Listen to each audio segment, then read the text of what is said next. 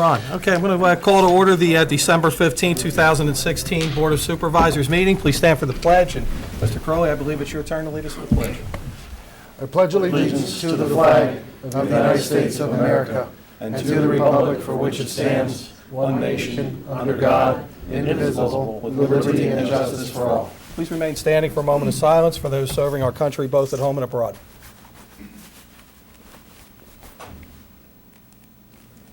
Thank you. Okay. First up on tonight's agenda is announcements, and I'll go to Ms. Frescatore. Good evening. Parks and Rec has a few announcements to share with you. We have discount tickets available. They're sold Monday through Friday, 9 a.m. to 4 p.m. For more information and prices, just check the website. The Parks and Rec does accept cash and credit cards as payment. The discount tickets are for premier movie tickets, ski tickets to the Pocono Mountains, and the 2017 dog licenses are now available. Also, the Bark Park renewal and applications will be available December 15th. Basket bingo tickets are on sale now for the event on February 24th. Tickets can be ordered online or calling with the office with a credit card. The last edition of the Township newsletter, which we all get a lot of nice information, they do a good job with it, that should be delivered to the residents by mid-February.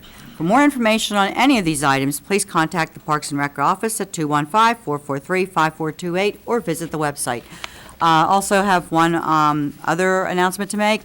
The Comprehensive Plan Board Committee has been developed and had the first meeting in December.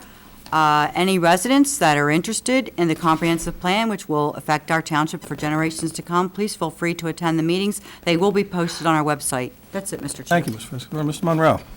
Thank you, Mr. Chair. The only, I guess, announcement that I'd like to talk about is the passing of a friend, a member of our community from Five Ponds that has been very active with blood drives and things of that nature, and a committee person. His name is Herb Butane, passed recently, and we'll all miss him. That is all I have. Thank you. Mr. McPhillips. Just one announcement. I just want to congratulate Archbishop Wood's football team. On Friday, Wood defeated the Harrisburg Cougars 37-10 to win the 5A state championship. And I understand, Mr. McKee, you invited Wood to come in for a proclamation. Absolutely. Very good. And during my years at Archbishop Wood, I played football for 4 years, and our teams, we had a lot of heart, but we really didn't get a lot of wins. So it's good to see that Wood's doing so well. That's why I asked you to make that announcement. Thank you. Thank you. And I believe that there's a parade next Wednesday? Wednesday at 1:30? Wednesday is what I was told, and we'll get more details out on that when the parade route is established and other details. And Mr. Boyle will help us get at that, I'm sure, as well. Great. Is that it? That's it. Okay. Mr. Crowley. Thank you, Mr. Chairman. Just real quickly, I'd like to welcome new businesses to town. Louis Costa, owner of Low Court LLC at 340 to 348 Nina Way. It's a new building creating new tenant space. So we thank Mr. Costa. And also hanging out shingle at 600 Lewis Drive, Suite 201 is Alan Kane Esquire. We welcome both the gentlemen to town and wish them all the best, and appreciate them bringing their business to our community. Thank you, Mr. Crowley. I have a couple of announcements, starting that we had a brief executive session prior to tonight's meeting to discuss personnel and to receive some legal guidance on tonight's conditional use hearing. I have a couple of other announcements. One that I just came across today, thanks to Mr. McPhillips, about a Madeline Swenson, a 9-year-old who was diagnosed with leukemia, and she's being treated now down at CHOP, and she's been kind enough to do a fundraiser. She's paying it forward with the help of Our Lady of Good Counsel. She raised money for 175 Build-A-Bear teddy bears to give out down there in the oncology. And believe me, I spent some time in an oncology ward and in a cancer ward, and what this girl's doing is phenomenal. In fact, I'd like to invite her to come to a future meeting so we could honor her, and I wish her luck with her treatment. And the only other announcement I have is I just was handed a couple of checks here by Paul Luff from the Five Ponds Community Association, which they were kind enough to donate $200 to the Warminster Fire Department and $200 to the Warminster Ambulance Corps, which is really terrific. Thank you very much, Villas of Five Ponds. I'm going to give those to Mr. Schuster. And that's all I have for announcements, so I'm going to move on to presentations. The first up is the Municipal Facility Study presentation. I'm going to ask Judy Goldstein to come up and review it with us. Thank you. You can hear me, right? Can the TV hear me? I think so. Okay. Judy, tell us who you work for. Okay, I'm Judy Stern Goldstein with Boucher and James, and you were nice enough to ask me to be your planner.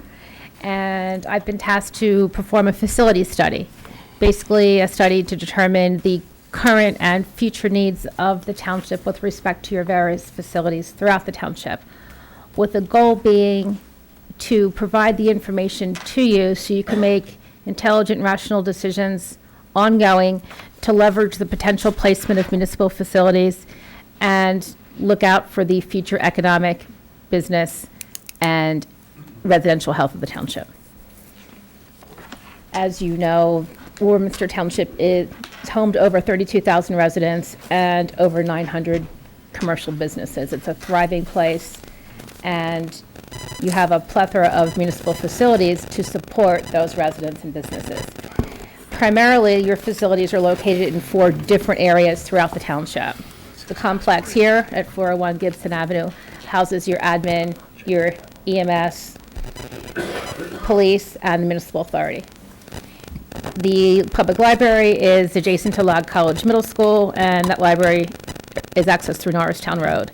Public Works, L&I, and Animal Control are at the complex at 910 West Bristol Road in the northern portion of the township, and then Park and Recs Department is at the Warminster Community Park. So there are 4 such separate areas, no central area. The process we went through to come up with the recommendations that I have for you, we did a full review and analysis of all your existing facilities. We met with each of the 5 of you individually, and I had interviews with 9 individuals selected by your manager, Mr. Schuster. The individuals were Greg Schuster, Township Manager, Chief Donnelly, Tim Hagee, Eric Hines, Larry Derhagopian, sorry. That's a tough one. Joe Velton, Karen Whitney, Peggy Linder, and Mike Atara from 5 Ponds, and he had 2 gentlemen with him for that interview. Once we went through all the study, sort of shook everything up together, we came up with some conclusions, and we have those conclusions in the report for you. Basically, the ideal situation in the future would be to have 1 central complex. It would be a single complex. It would be the centerpiece for the township, the civic center of the township, if you will. It would have everything as one-stop shopping. It would include your admin, police, municipal authority, library, Parks and Rec, Public Works, and it would have the public meeting areas, 1 large area and possibly some small other meeting rooms for different purposes. It would be centrally located, would have access from a collector or arterial road, access to public transportation. Ideally, it would not be in a residential development. It would be adjacent to or part of a non-residential or commercial area, so that people traveling to the municipal complex could use the goods and services of the businesses surrounding it and help support the businesses in the township. And it would need to be on about 15 to 20 acres. That's ideal. You might not have ideal available to you. So if not, then there's some basic parameters that we've come forward with. One is to combine the L&I with other admin departments, no matter which option you look at in the future. That's something that needs to happen for ease of residents and businesses coming to the township, and also to enable the township to have proper management and oversight of the departments and bring everyone together. I think that's an integral part of our recommendation. And it would bring admin all together, would be the core of the township. The departments that could be separate or satellite, if you will, if not everything fell in line. Police could be separate. It wouldn't be ideal because if they were together with admin, you could share things like the common meeting room. EMS would be in the building with admin. You could use a conference room as your control center, or possibly it could be an education center and then also be your conference room control center. You could have press conferences out here in the event of a major catastrophe or event. You could save spaces by not duplicating them in separate areas. So although police ideally could be with everyone else, they could be satellite also. Library could easily be satellite. They are satellite now. At $1 a year for their lease, it's difficult to say, build a new library. Although you'll see in the report, there are things that need to happen with the library. They've done an awful lot over the years. It's a very successful library. But at $1 a year lease, you really can't beat the price for them staying where they are. Public Works is pretty well entrenched where they are. It would be nice to have everyone in one complex, but Public Works could easily stay where they were, or where they are. And if L&I is removed from that area, they would have enough room with the expansion of the outdoor areas. Parks and Rec is currently satellite. They're in the park. It does make a lot of sense administratively to have the admin portion of Parks and Rec in the township building, the core or the complex, but having a presence in the park is also paramount. So right now, it does work having a presence in the park, and in the future, it would be appropriate to, at the very least, provide room for their admin component in the township complex. And the authority, right now, they're adjacent on this campus. If in the future you find an area where they don't fit, they could be remote, but again, it makes sense to have everyone together. So what we did was, we prepared a series of options for you after we went through the full inventory. That's all in the detailed report. I don't need to go through the details and tell you what you have. But in the report, we have a section that looks like this, and basically it's a matrix that tells you if you have these departments together, this is the amount of land you would need, this is the amount of building space you would need, and these are the criteria for it. For instance, the first one we did was the full complex, and it's the criteria that I gave you already, 15 to 20 acres. It talks about the building sizes, street frontage, non-residential street, collector or arterial, central location in township, yes, would be preferred. Outdoor areas required, anticipated number of staff, and then the parking requirements for that also. So this would be a tool that you can use to evaluate and analyze parcels as they come up. Parcels, buildings, adaptive reuse is something that's been wonderful in the township already for your commercial ventures. It would be nice to see the township do some adaptive reuse for their future use of the facilities also. So that's the report. The recommendations are all in here. I'm available for any questions. We'll start it off. Anyone from the panel want to start a discussion? Sure, go ahead, I'll Dave. start off. First, I want to thank you. You put considerable work into this, and even conducting interviews with us, and interviewing 5 supervisors separately is a lot like herding cats. I appreciate your patience with that. In the single complex theory is 15 to 20 acres. Any current day, do you see any locations that maybe would have the single complex that Right now, come to there's mind within the township? None that come to mind as the perfect place yet, Yeah. but to look at the map and have knowledge of which ones might be available in the future, Yeah. don't quite have that yet. This is more of, if a property comes up, Okay. quick look at this, see what would fit and what wouldn't. What experience do you have with, I'm sure you do have experience with other communities that have that single complex, and how did they go about it? Particularly, maybe this isn't a question to you, but financing it and paying for it. So I think this is great. I think the first conversation really we should have is, how do we pay for it? Well, and Yeah. that has to come into play with Yeah. whatever you do. The one thing that I think you have to keep in mind is that you're sitting on a lot of wealth right now with the properties that you have. So any part of looking at a new venture would be the disposition of your existing parcels, and whether that be in the form of a sale, Yeah. a lease, an outright, a land swap. There are a number of alternatives. There's also floating a bond, which would involve more cost, but there are options you have that you're sitting on potential revenue. Okay. In your conclusion, you mentioned the public-private partnership. Can you elaborate on that? Public-private partnerships have become very, very popular in the last 5 to 10 years. And it's a way in which a developer would or could develop a piece of land and lease it back to or lease it to the township. So the township would be paying for a property or the use of a property that's already been improved. Okay. Okay. Great. Well, my only question, actually just came to mind right now, is that from the perspective of planning, and I guess this would eventually have to go towards the comprehensive plan board, but from a planning perspective, like right now we've got a township building, it's surrounded by residential. I don't know what kind of effect that has on property values, but I would imagine moving these type of facilities to an area that is more, I guess, along the lines of business development, that would increase those property values in that area. Am I in the general area, or? If you're asking if for some reason this building was gone, if the surrounding parcels would increase in value? Yes, that's part of my question. I believe that it's very safe to say they would, because they would not be impacted by an adjacent non-residential property with additional traffic, and especially with the police nearby, the sirens coming and going does intrude on the neighborhood.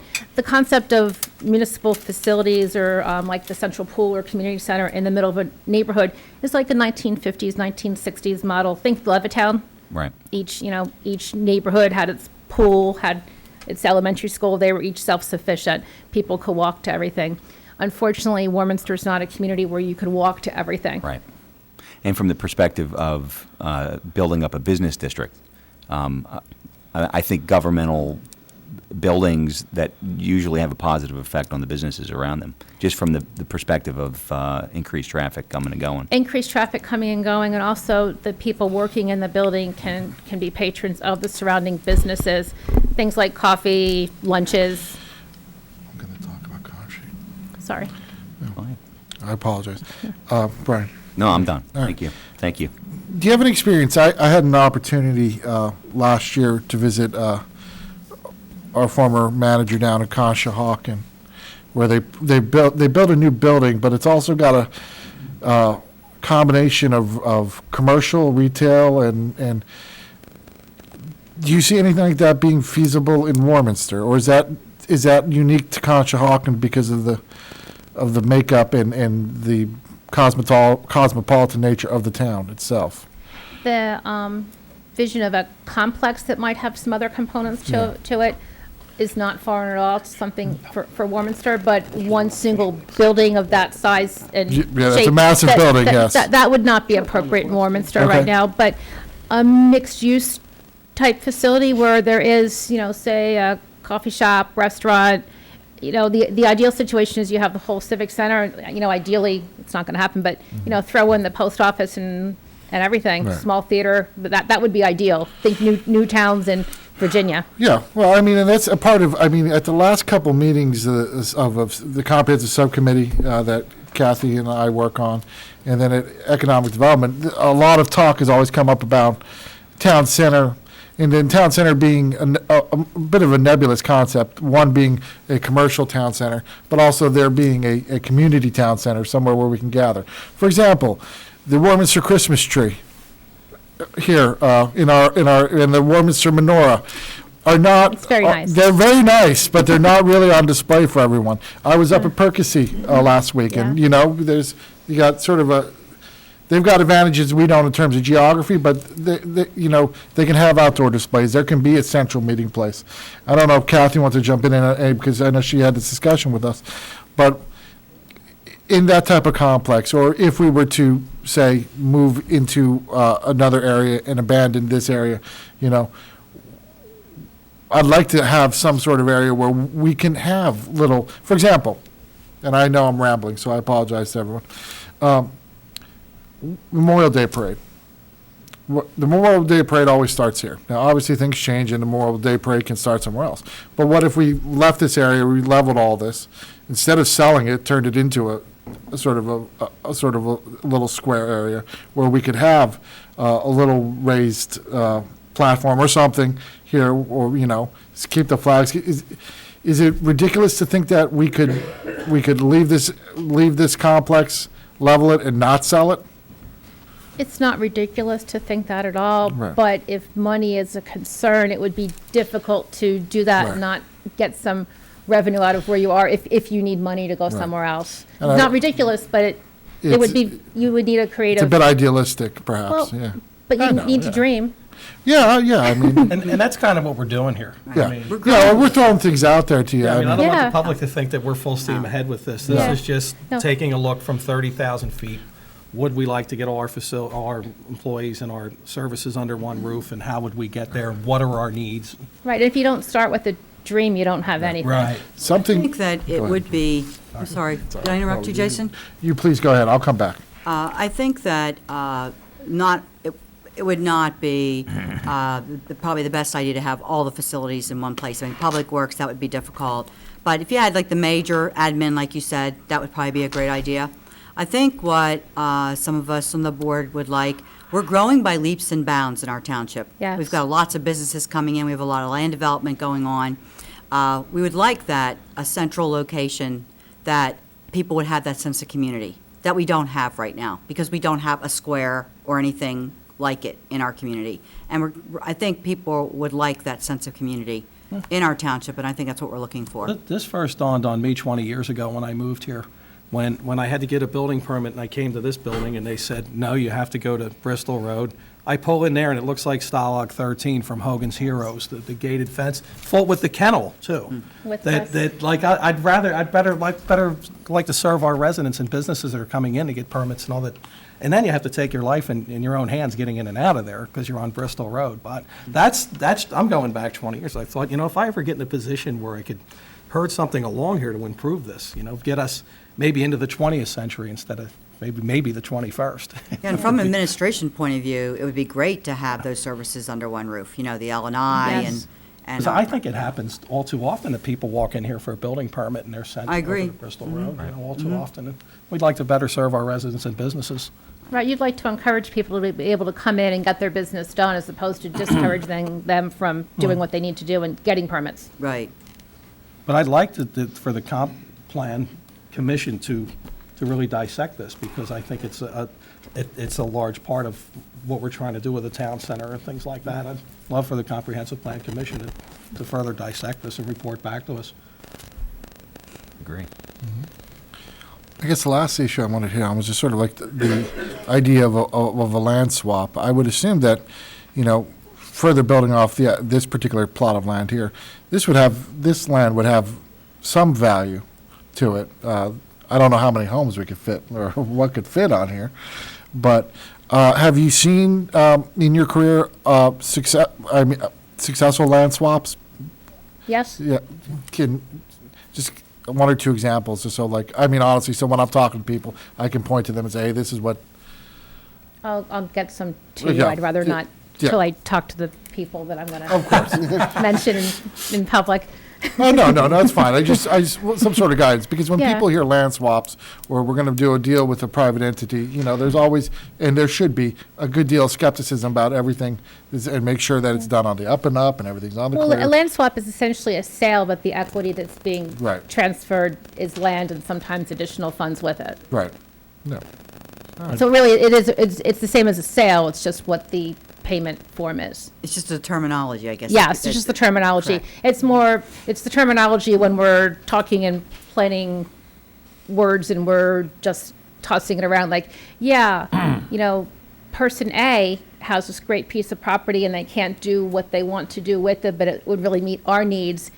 And, it's in an area where we want to put our complex that would make our day, and they only build residential, and they could use this piece for residential. I mean, that's just sort of a utopian little, a piece of land comes your way. But more often than not, empty buildings are coming your way. You see things in the township, you're very aware and part of the business community now, so you see lands that are coming available.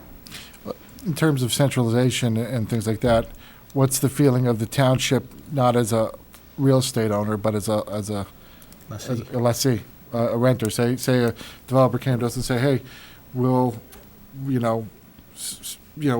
make a deal. We'll buy this property, and on this property, we'll go build a complex, and we'll lease it back to you at such and such a rate. I don't know. I mean, what's the risk in that type of scenario? I mean. The details of those kinds of deals really depend case by case. Right. I can tell you, since I put together the deal for the Conshohocken Municipal Building, that started out originally as a sale and a lease back. It turned out that it was a lot more advantageous not to sell it and lease it back, because of the fact that turning it over to a private developer and having the borough pay rent made the property taxable. And the real estate taxes played a big part of, your rent is going to basically absorb whatever the overhead carrying costs are plus a profit to the developer. And as a municipal entity, owning the property yourself takes a whole huge chunk out of what you'd end up paying back. So, and the other thought is, Warminster's been around over 300 years. We're going to presumably be around another 300. Do you really want to be paying rent for Yeah. forever when you're a government entity that's a perpetual institution? Usually you want to try to own your real estate so you have a fixed end date to when you have to pay for it. That makes a lot of sense. Thanks, Mike. So, Mr. Schuster, what steps can the township take to put ourselves in a financial situation where we can maybe implement these ideas and suggestions? So in terms of finances, which is an excellent question, one of the things that I have to grapple with is, of course, what to do with our existing facilities. All of our facilities need ongoing maintenance. I do have department heads who have suggested facility improvements, some of which have a significant cost. And so as you go through this, some of the guidance that I will need is on what terms or what time frame you're looking to go ahead and do anything, because I don't want to spend money and sell a place or abandon a place just a couple of years later. In terms of preparing for this, it really depends on how you configure it and what you want to do. If you're going for the entire package, you want to do that 15 to 20 acres, one municipal complex. I will tell you that will be your most expensive option. You'll have to find land, acquire it, and build. You'll have to finance the entire thing. That would be incredibly expensive. If you're going for a more scaled-back version, you can go ahead and perhaps phase it over time. You could say, we're going to put our administrative complex over here. Later on, we will improve the public works facility, and that could happen in phases. It's really hard to talk about, finances without knowing what it is we're actually going to do. In the case of a leaseback or a private-public partnership, you could spread out the payments that way. Again, you have to take into concerns of things that Mr. Savona put in place there. You also talk about what happens at the end of that lease. Is there a buyout clause for whatever amount? So it's tough to answer that without knowing exactly what you're going to do. But I think the bottom line is it going to have a financial impact by making a move or an acquisition or a construction? The answer is yes. We can't ignore that there would be a fiscal impact. You have to balance that by saying, would it provide more value to the citizens by doing that? Would we be able to recoup some of those costs through the disposition of existing properties? And does it just make overall sense? So it's really hard for me to answer that question, but the bottom line is, yeah, there's going to be a financial impact. I think we're looking for a dream, but we don't want to place undue burden on our residents. Does that put it in a nutshell? I think, as I go through my financial analysis and my budgeting process, it always comes down to the same three questions. What do you want? Then what do you need? And finally, what can you afford? It's probably going to be the same issue here. But I think this is an excellent start. And obviously, no one's expecting any guidance or decisions tonight, but working with you and the Comprehensive Plan Subcommittee, hopefully we can figure out what direction you want to take the township so we can start looking for options at the timetable you feel is appropriate. Thank you. And just for your reference, those two sheets that I did in the table, it's just two sheets. I suggest, make a copy, take them out. It has 5 different scenarios. And, it ranges down from like 3 to 5 acres up to 15 to 20 acres, depending what, you juggle together and pull out of the bag. So it's a good kind of little sidebar to have when you're meeting in your other committees and interacting with people in the township. And Mr. Schuster tells me that this will be available upon request, this study, Yeah, to if the any- public, anyone from the public that would like a copy. Absolutely. Feel free to email me or stop in. We'll be happy to provide a copy to anyone, yes. Perfect. So I think I think it's appropriate to ask for a motion to accept this. Sure. The study. So at this time, I'm going to ask for a motion. So moved. Mr. McPhillips, a second. Second? Ms. Frescatore, any further comment from the board on this? Thank you. Appreciate your work. Thank you. Thank you, and thank you all for your cooperation on this. I know I took a lot of your time, and I appreciate it. No, it's quite all right, Judy, and I want to thank you, too. This is a really well-done study. It's very detailed, and it lays out the options for the future of the township of what, if you guys want this is what you need. So it's really well done. And as far as Mr. Crowley mentioned our Christmas tree on the north, I want to thank Mr. Boyle for putting pictures up on his website, Warminster Live, so the folks at home got to see the tree. I appreciate that, Jim. Thank you. So Thank anyway, you. at this time, I'll ask for a vote. All in favor? Aye. The chair votes aye. Thank you. Thank Judy. Thank you. Thanks, Judy. Next up on tonight's agenda is public hearings. Conditional use 16-02, 300 Jacksonville Road. Mr. Savona. Thank you, Mr. Chairman. We on the record? Very well. This is the time and place advertised for public hearing under the Warminster Township zoning ordinance, conditional use application 16-02, property identified as Bucks County Tax Parcel 49-009-016-003. The applicant is Envision Land Use LLC, who is applying for approval of a transit-oriented development under Section 1400.C and 1602.B9B2 of the Warminster Township zoning ordinance in order to construct a transit-oriented development at property located at 300 Jacksonville Road. The applicant is present this evening, represented by counsel, Mr. Edward Murphy of Whistler Pearlstein. Mr. Murphy, good evening. Good evening. You ready to proceed? Sure. Please do. Thank you. As Mr. Savona indicated, tonight is an opportunity for all of us to review a conditional use application that we first started conversation with the township about 6 months or so ago, where we essentially suggested to the staff that we'd like to do the third leg of the three-legged stool of the station projects on Jacksonville Road. I think everyone's familiar with the orientation of the Station West project, which is on the north side of Jacksonville, or the west side of Jacksonville Road, adjacent to the SEPTA train station platform and adjacent to the actual station itself. As you guys all know, that project has been, it took us forever to get approved, but it's been very successful for both Warminster and the applicant.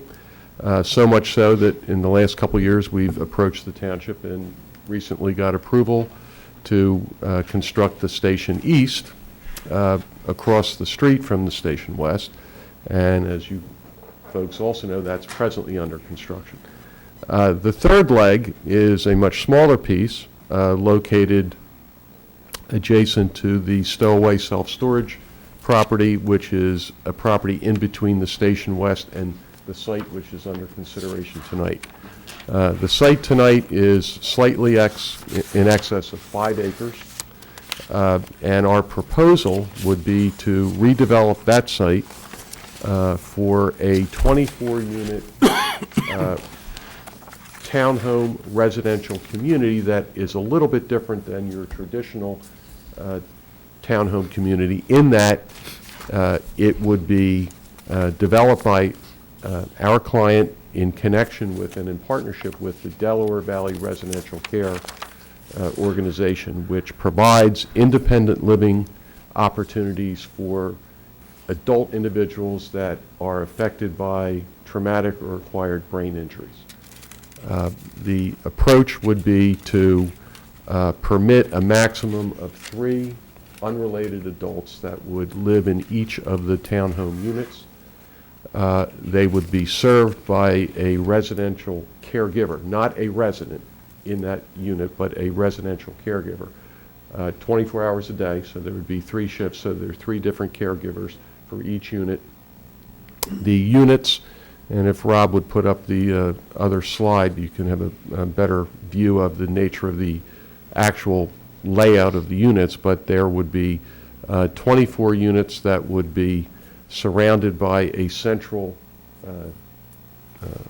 clubhouse, if you will, of approximately 7,500 square feet, where various types of daily therapies, physical therapy, occupational therapy, speech therapy, cognitive therapy, anything that a individual afflicted with that type of issue would have available to them on a daily, regular basis. The attractive part about the location of the site is, as Mr. Savone indicated, its proximity to the TOD zone that we established probably 10 years ago, and under your current ordinance contemplates that any property within 1,000 feet of the train station would have the opportunity to avail itself of those overlay regulations. We have requested, as part of the conditional use, certain suggestions or requests known in the federal law as a reasonable accommodation to permit the location of this type of facility to serve these types of residents here. This application has been the subject of a review by Judy's office, by Craig's office, and by your township zoning officer, all of whom have acknowledged, I think, in fairness, the appropriateness of the request and the consistency of the nature of the request with the spirit and intent of your conditional use regulations for a use like this.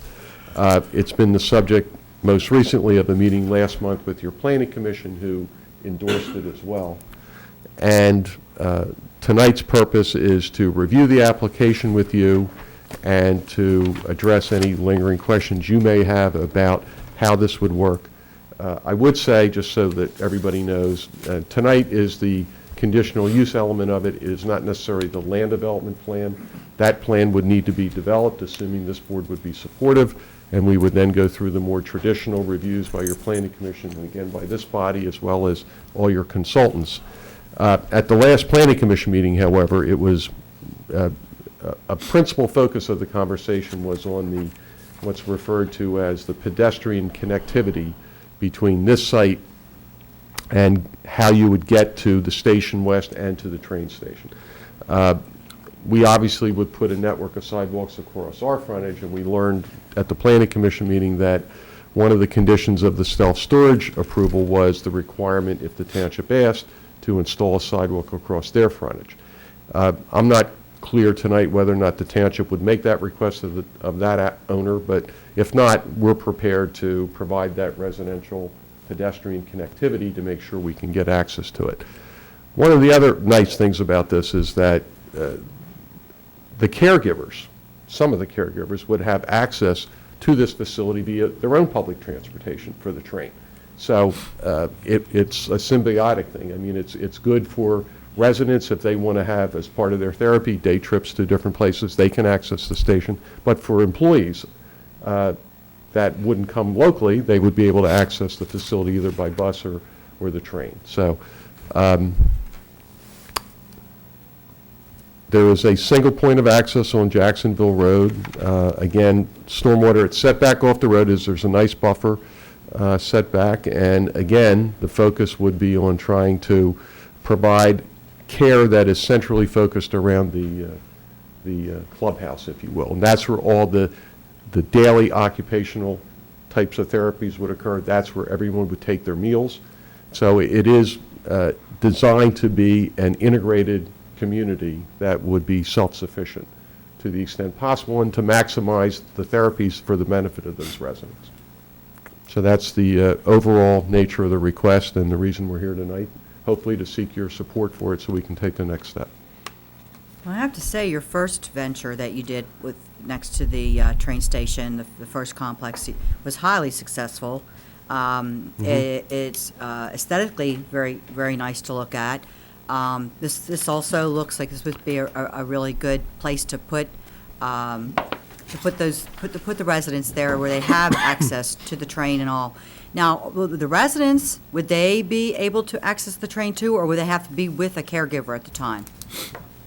Both. Both. You have different levels, I guess. Yeah, but Okay. there would always have to be a caregiver that would associate. Some of them are ambulatory and can certainly walk there. Others that might need to be, have a bus or some other form of transportation to get there. So it would be a combination. And are most of the residents, is this a temporary until they get better? or is- Technically, yes, but depending some on the case, cases, some right. it could be an extended stay. Right. Yes. I only ask because I spent 2 years at McGee, and I saw a lot of the head trauma cases, and some, they really, they do well, and sometimes it just takes a couple years, but then others don't. So it looks like it was a really good location for that type of facility, and thanks for bringing that into us tonight. Good. That's all I have, Mr. Chair. Anyone else? Open it up for discussion. No, I mean, I like the plan. I think the questions I have will come later on in land development.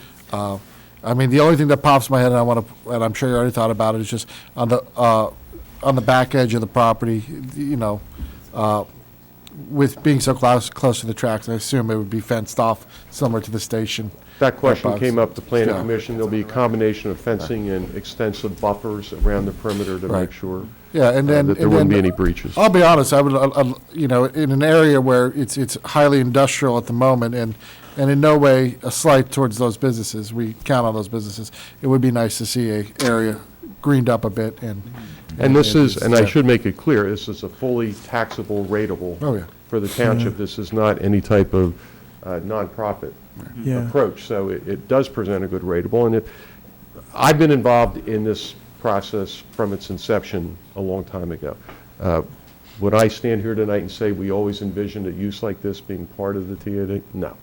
But it's interesting the way the corridor is developing, and it's neat that there's an opportunity to do something like this that still has the benefit of what we tried to create 10 years ago when we first presented the TOD to you, and to take advantage of the train station. Right. As you know, as part of both station projects, we're expanding the capability of the train station by adding new parking spaces. So, I mean, we're at a point now where SEPT is really pleased, and we fully maxed out the development potential of this train station to provide on-site parking. So it's really been a really terrific relationship for everybody, I think. And the other exit out of the train station. I happened to be by Well- there last week. That was quite an undertaking.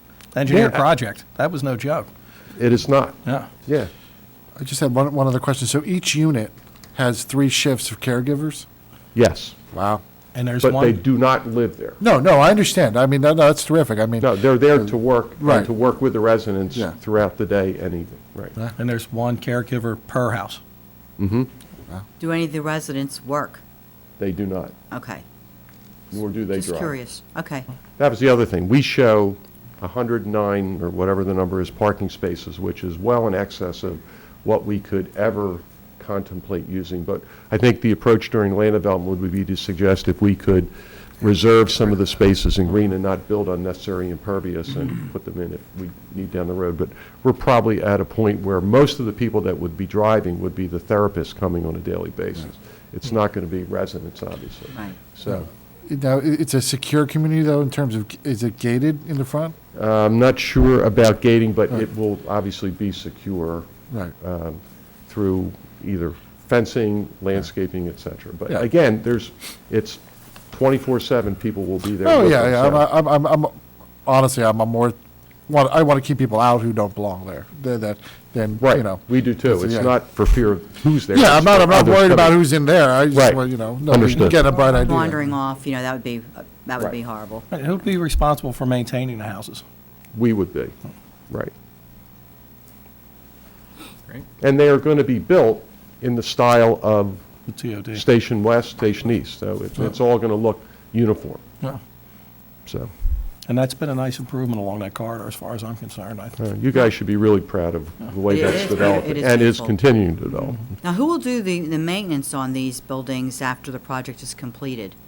It's going to be a long-term ownership investment. Oh, so it'll okay. be- Oh, that's Us, great. Oh, right. then we don't have to worry Us about it. being Delaware Valley or the, The owners would be Petrucci, okay. et cetera, be responsible for perpetual maintenance of the facilities. Okay, thank you.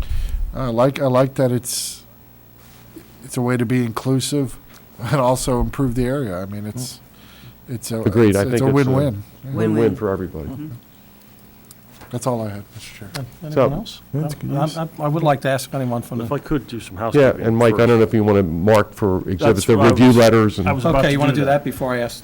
open So up for the just public? for purposes of housekeeping and so as to complete the record, we're going to mark for administrative purposes as applicant Exhibit 1, the application for conditional use approval filed by Altman Jacksonville LP and J.G. Petrucci and signed by Mr. Murphy on behalf of the applicant.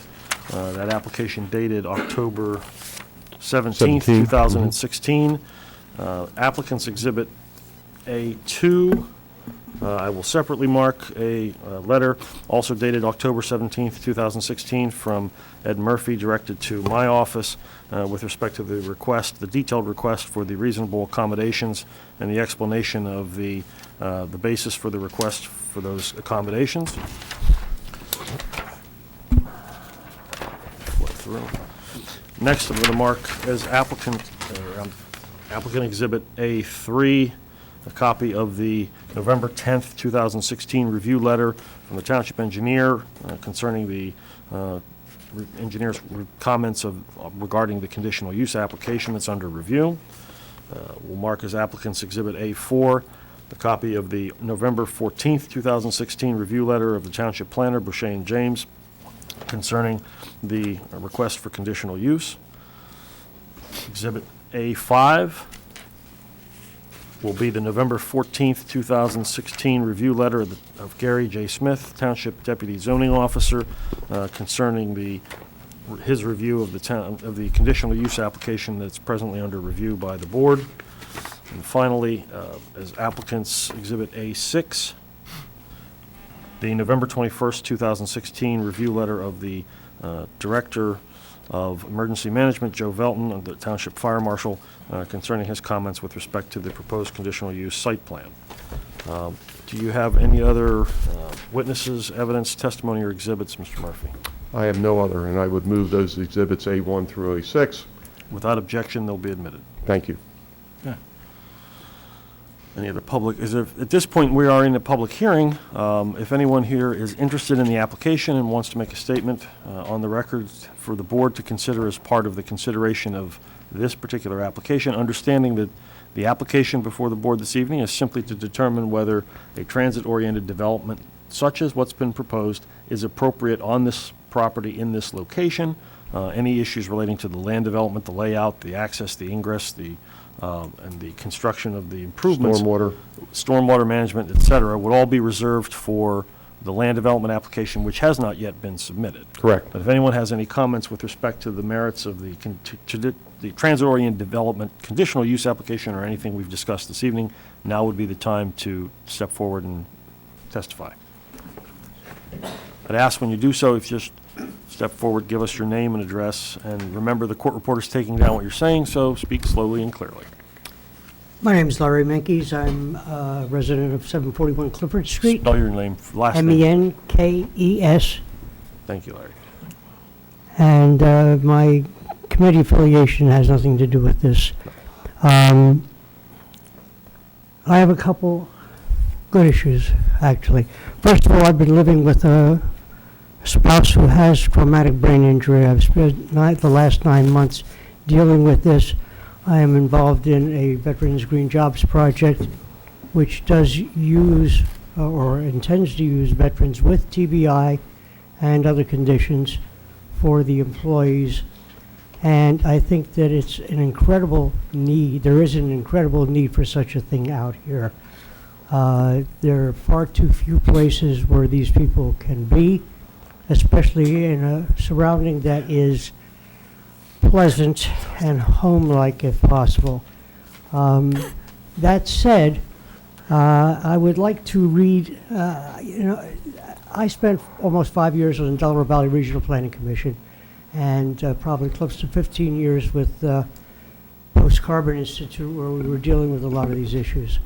And I would rather it not be called a transit-oriented development, and I'm going to give you a quotation.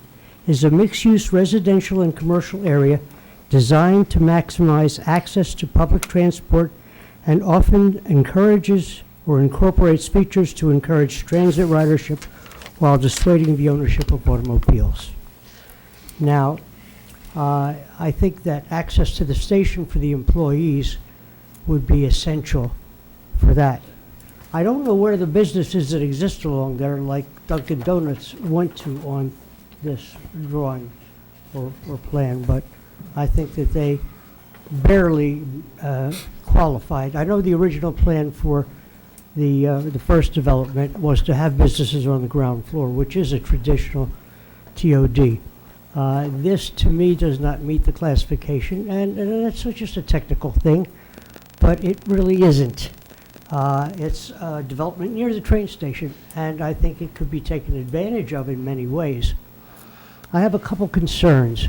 Knowing how people with TBI are, and having been exposed to others, I think that it would be imperative to have a second access for emergency vehicles to this site.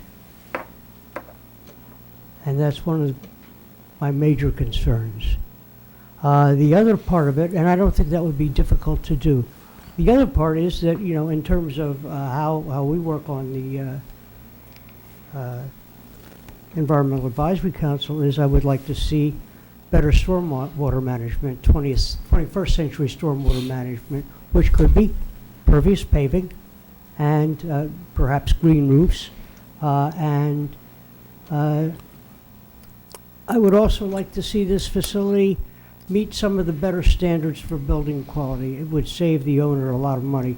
You know, first costs are the smallest part of any project. 80% of the cost is in the operating expenses. So it would be more successful if it were meeting some decent standard for energy efficiency and sustainability. So that's all I have to say about this. I love the idea of the project, and I think there would be an asset to Warminster to have this.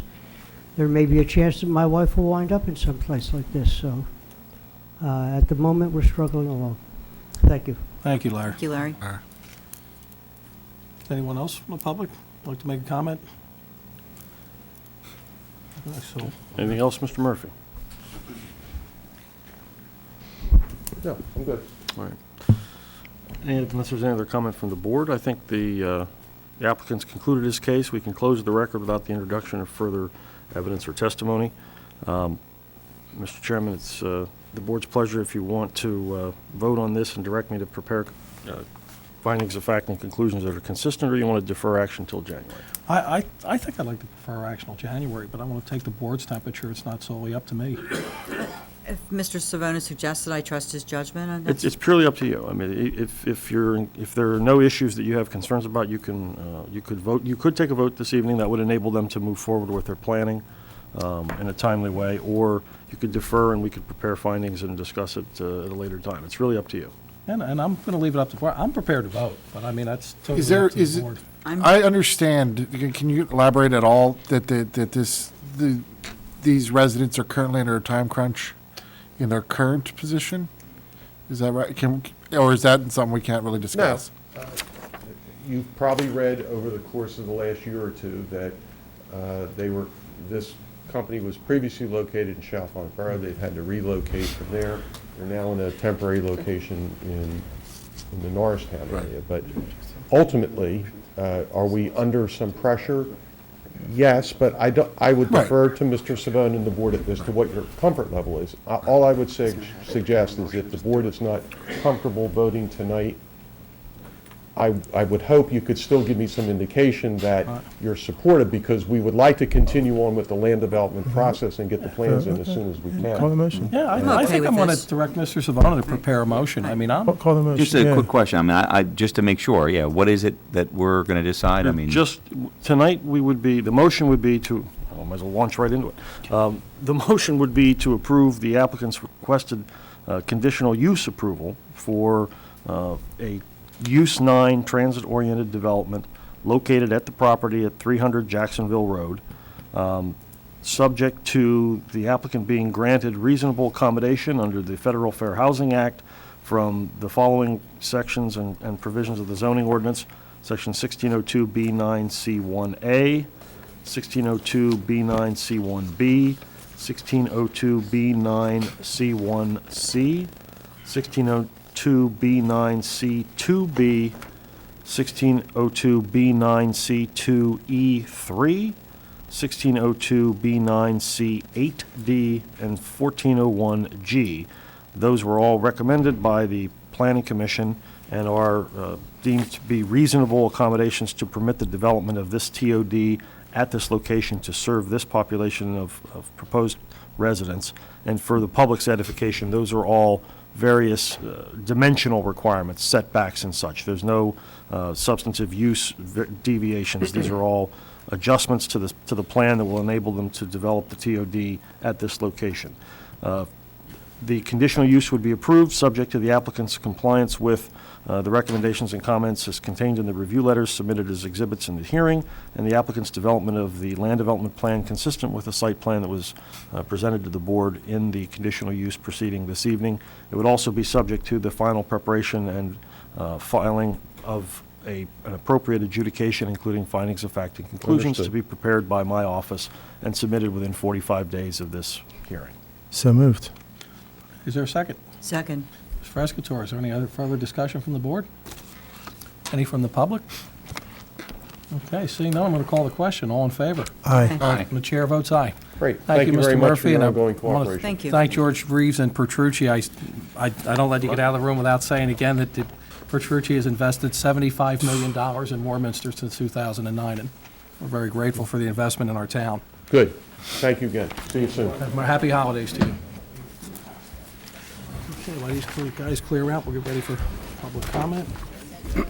Okay, next up on our agenda tonight is public comment. Township residents have the opportunity at this time to comment on any non-agenda items, subject to a 5-minute guideline as recognized by the chair.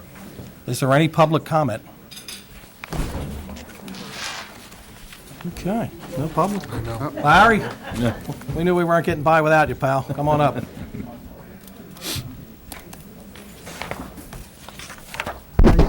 Just a small comment on the plan. I'm a resident of Warminster for not long, 20 years, and I love Warminster. And when I moved here, it was mostly because of the availability of the property in a nice neighborhood. But I know a lot of millennials in my business, and that's what's driving the market these days. And I look at the world kind of through their eyes of what does Warminster have to offer to me that I don't have to leave Warminster to enjoy. So we don't have a movie, we don't have this, we don't have that. We have some wonderful things here. But since I'm involved in organizations that do a lot of planning and a lot of work with this, I would love to see first a vision for Warminster 25 to 50 Well, years that's out. precisely what Ms. Frescatore and Mr. Crowley are working on with our comprehensive plan. Our comprehensive plan update. I've seen the comprehensive plans before, and in terms of that, it tends to leave the vision part out. You know, what do you want it to look like? And then you work back from there. How do you get this piece to that piece and that piece to the other piece? My impression of Warminster is merely one where it's a hodgepodge of stuff. And living in a transportation desert on the western edge, it's a hodgepodge that if I become disabled, I cannot get to any place without some help. So I'd like this to be the most desirable place that I could live in. And the biggest thing that this township has going for it in terms of what we look at for the future is the train station. And that is critical. And that's going to be something that you can build on. The biggest thing it lacks is a downtown of some sort, and that's not insurmountable. And I've spent 15 years looking at the township from that point of view. So I just wanted to say that. Okay, Larry. Thank you, Larry. Is there any other public comment? Okay, seeing none, I'm going to move on to the consent agenda. Mr. Schuster. Thank you, Mr. Chairman. We have quite a number of things on the consent agenda. Item A is approval of the minutes from your November 17th meeting. Item B is a document disposal resolution. From time to time, we do dispose of documents. These are for administration and golf records going back years, if not decades.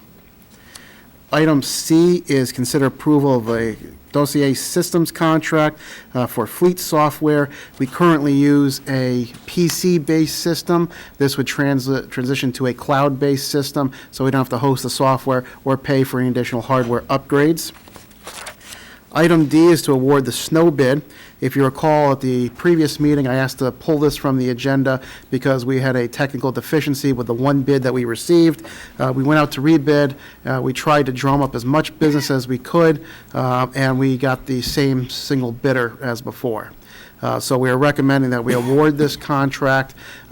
We are hopeful that the subcontractor can work with other subcontractors to augment his force if necessary. This may present a challenge this winter if we don't have the amount of force that we had in the past.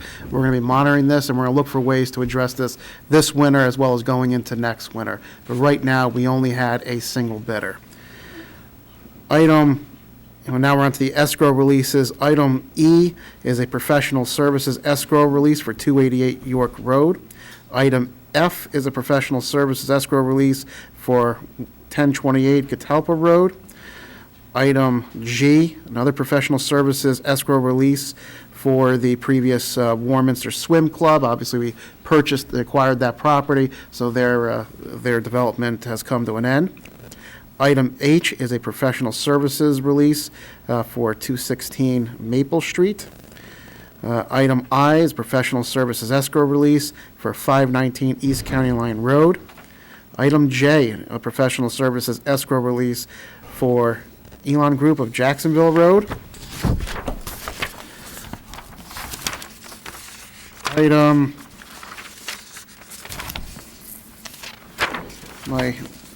my letters just went askew. G. Prime Custom Builders. Yes, but that's the second G. I apologize. I didn't pick up on that either. So ignore the letters. There's obviously a mistake there. I'm just going to keep going down the list. But the next Just one go. is Prime Custom Builders, 1295 Jacksonville, another professional services escrow release. Next item, 775 Lewis Drive, professional services escrow release. Item I is release number 5, the final for Nativity, as recommended by the engineer. Item J is release number 1, as recommended by the engineer for Street Road Industrial Park, Lot 23. The next item is release number 6 for Hart School, as recommended by the engineer. Next is 606 York Road, release number 8, as recommended by the engineer. Next is release number 5 for 222 Norristown Road, as recommended by the engineer. Please note that this was made contingent upon replenishment of the professional services escrow, and I was actually informed that we just got the check today, so that contingency has been satisfied. Next item is release number 1 for 620 Jacksonville, as recommended by the engineer. And finally, the release number 6 and final for Christ's Home Shepherd's Crossing, as recommended by the engineer and contingent upon a contribution for Norristown Road, which was part of the settlement process for improvements of Norristown Road. Okay, is there a motion to accept the consent agenda? Can I ask a quick question? Yes. Just with respect to the snow removal, what, you might not have the answer to this, but from the point of trucks on the street, Yeah.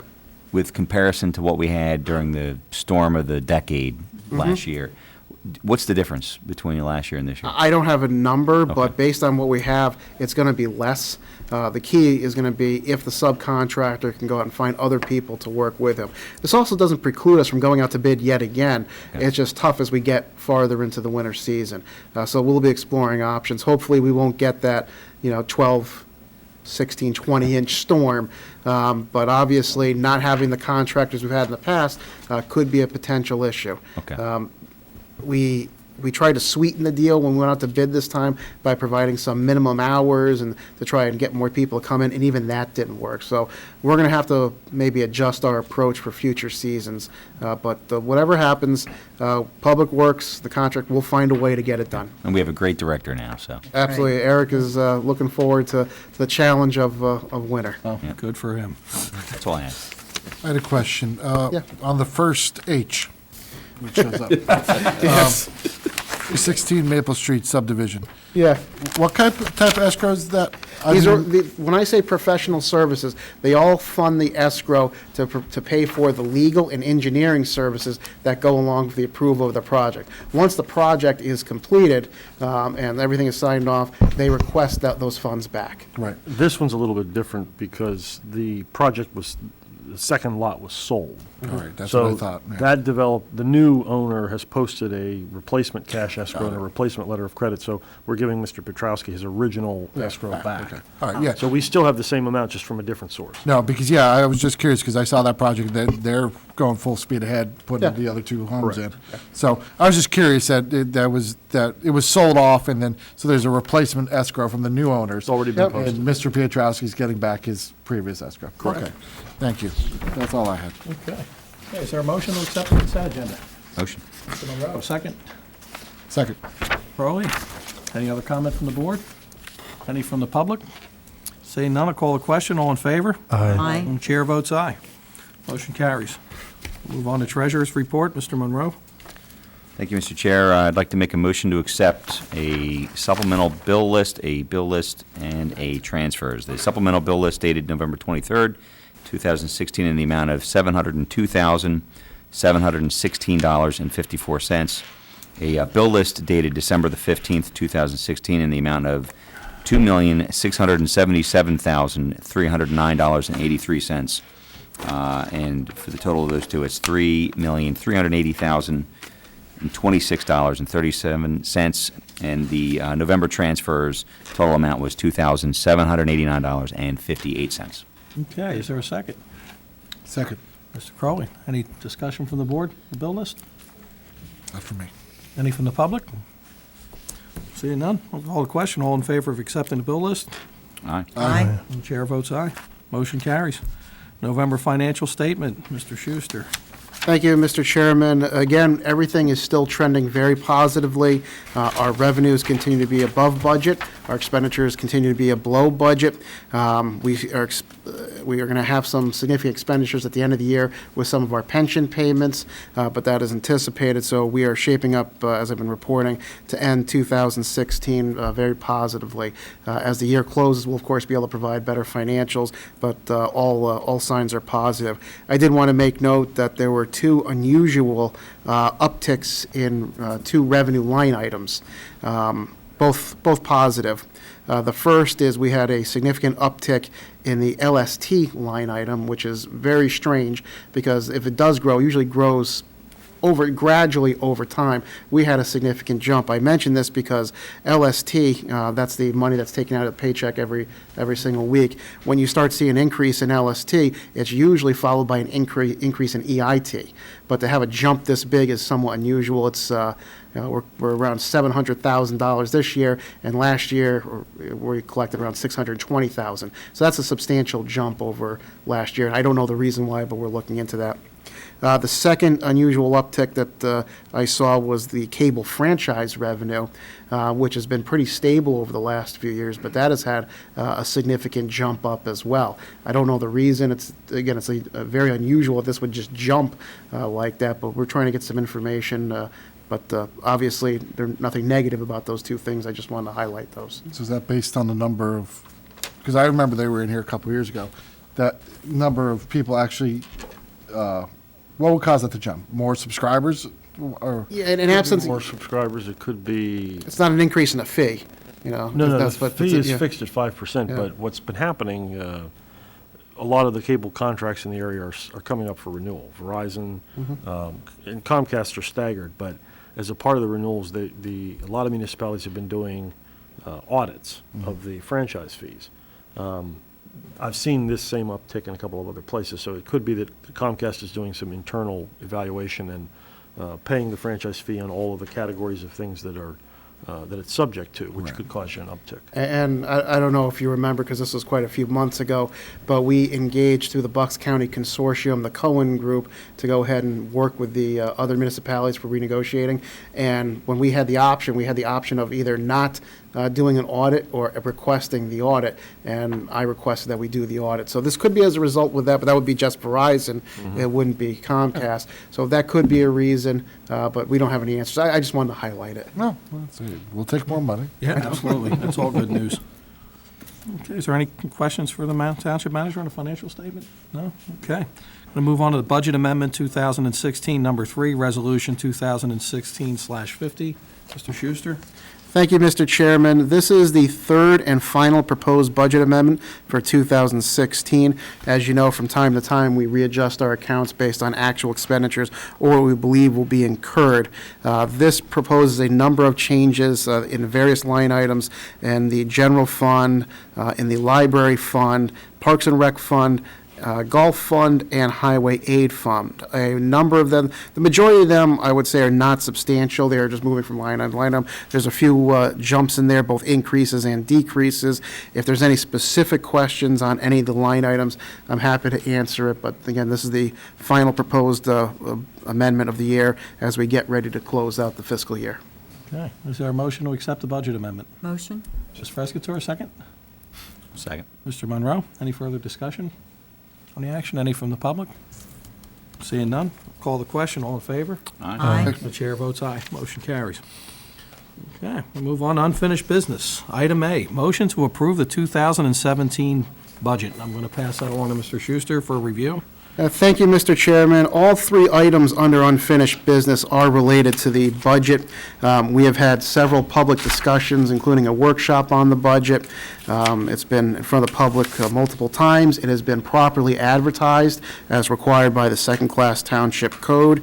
My office has received no comments on the budget from the public. I don't know if any of you have, but it is on your agenda tonight for your consideration of adoption. After adopting the budget, we would then go into the ordinances and resolutions that establishes the appropriate millage rates. As we said previously, this budget does some structural changes. It reduces our overall deficit, our operational deficit in the general fund by a third. It does not have a tax increase. It funds appropriately purchases of police cruisers and another variety of other capital items. If there are any questions about the budget, happy to go over it. But again, it's ready for your adoption if you so choose. I'd just like to say thank you to Greg, Mr. Schuster, and to your entire staff. I know you put a lot of time and effort into it. I think the workshop was very productive with the residents showing. This past year's been quite a ride. We've hired 4 new officers. We have no tax increase. We've hired a permanent manager, Mr. Schuster, who has been working very diligently on the smoothing method with our finances so we can catch up and not owe with the MMO that we had the problem with. We have an assistant manager, we've hired a public works director, and I could go on and on and on. But just thank you to all the departments for doing a wonderful job, especially our police department and the emergency staff. But thank you very much, and I feel like we're really going in the right direction. Thank you. Thank you. We'll We'll take comments before we take action. I definitely agree with Kathy's comments. The 5 miles of roads, have we identified the roads that we're going to pave? That is going to be on your next agenda, the first, not the reorg meeting, but the meeting after that. Mr. Hines will be here along with myself and presenting that plan, not just for next year, but for all the years, to hear your input. So it's coming very soon, yes. And I want to say the same as Ms. Frescatore. Excellent budget, very well thought out, Thank you. very efficient, and thank to all the department heads for their input as well.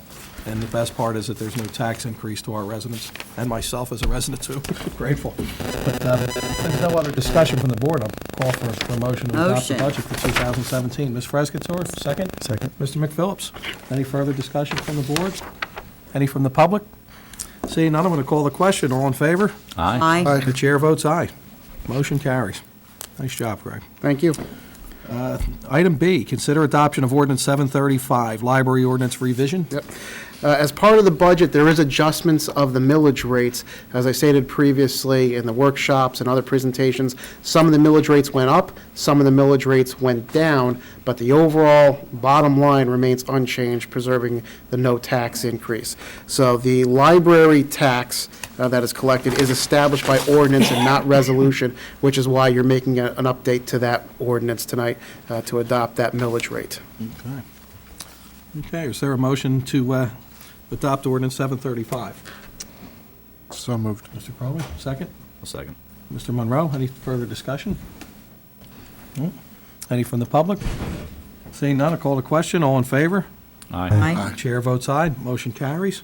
Item C, tax millage resolution 2016/51. Mr. Schuster.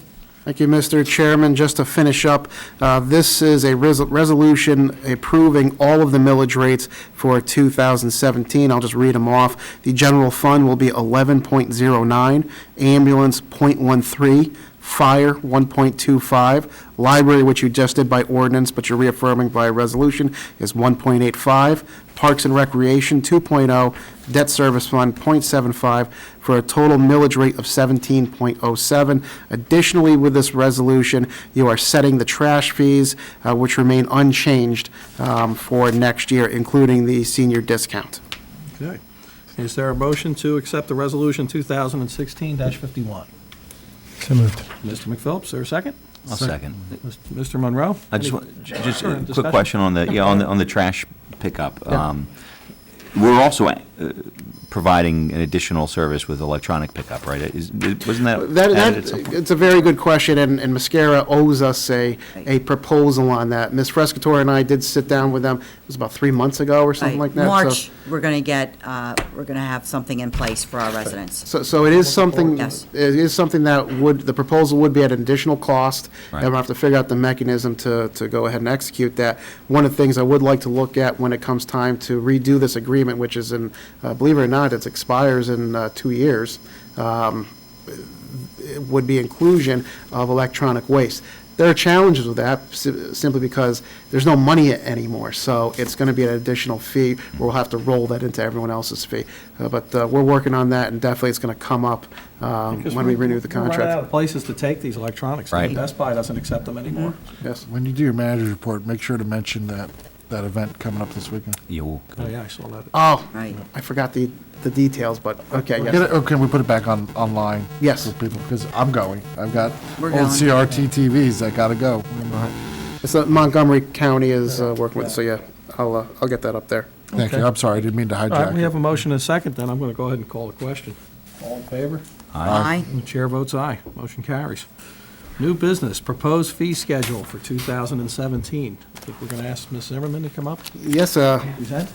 Amanda will come up. Before she begins, I just want to say she has done an incredible amount of work on this, and I'm not going to steal her thunder, so I'll let her explain exactly what the process, no, I'm not going to do it, what the process she went through. The only thing I'll add, though, is this is not on your agenda for action. It is simply for you to hear it, and we're going to put it on the reorganizational agenda, Okay, so so you no can action. adopt the fees at the reorganizational meeting, if you're Okay, so thanks. inclined.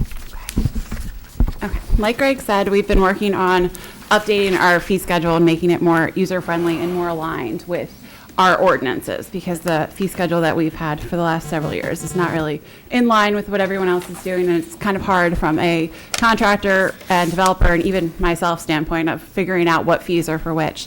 So we asked Keystone Municipal Services earlier this year to go ahead and start doing an analysis and come up with a revised fee schedule. So what you have before you is what Keystone worked on, and then Mike, Craig, Karen, and I sat through and went through some of the things as well to tweak it out to get to where we're at right now. So what you have in front of you is a more well-organized and cleaned up fee schedule, and the highlighted red portions are what's new. Some highlights from that is we've separated and identified specifically plumbing permits, electrical permits, mechanical permits. All of that was folded into a more or less miscellaneous utility fee in the previous fee schedule. So now that's all broken out and easier to understand. We've also decided to come up with a flat fee for pool installations. So that will be in there as well, and that's an attempt to simplify that for the residents as well. I know we've had issues with that in the past, and that it's kind of unpredictable. So we've figured out a good number for above ground and in-ground pools as well. So that's where that one is as well. The majority of the fees have pretty much stayed the same. Anything in red is new, either completely new sections or new fees associated with them. A lot of the times it's less than a $25 change in them. We've also simplified the land development and subdivision fees into one category for residential, which is not uncommon to see, and will help with the developers and get the applications in front of us as well. We switched out, per our ordinance, we have the earth disturbance permit now instead of the stormwater permits and the erosion and sediment permit. That's now been switched to the earth disturbance permit so that it aligns with our ordinance correctly. And then we also have a floodplain permit now that aligns with the floodplain ordinance that was passed earlier this year. So that's kind of where we're at right now with the fee schedule, and hopefully now that we have, hopefully you'll adopt the new fee schedule in January, and then we'll have a more public-friendly fee schedule and more a fee schedule that's in line with the surrounding municipalities, and we're charging what we should be charging for the work that we do. Well done, Amanda. Well done, Amanda. Yeah, I got to do. Yeah. Whoever did the applause, yeah. Yes. I was just going to say, I mean, anybody that's gone through the process of getting a pool above ground or in ground, and I just recently, this past year, went through an above ground pool process. First of all, I see that that everything's included for a $450 fee, and I think that's a reduction of about $200. We went through, and I went through and pulled a bunch of the permits from the last couple of years and kind of came up with what the average number was. Because some of the pool permits, some of them were, the fences were factored in, so this does not include the fencing in that, I don't think. I have to find it.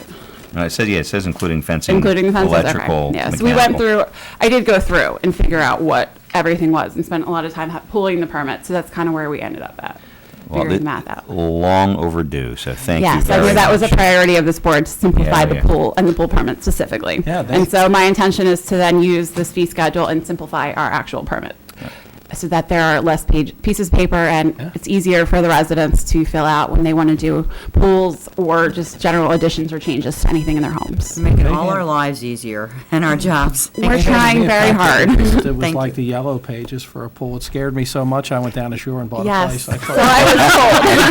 I'm not going through all of this. Well, we're hoping to simplify the entire pool permit packet as well, so that we don't scare people off Yeah, to New thank Jersey you. again. I'm like, what They is stay in this? town on the No. weekends. Good one, Mark. Come on up, sir. Come on up, tell us who you are. Please come to the podium, tell us who you are. I'm Larry Byrne. I just had a question. Are you going to be updating the actual applications as well, Yes. instead of just the fee schedule? Yes. Because some of the applications I see are somewhat maybe outdated a little bit. I've already started going through them to try to clean them up and update them so that they're easier and more in line with what they should Can I be. get the new ones?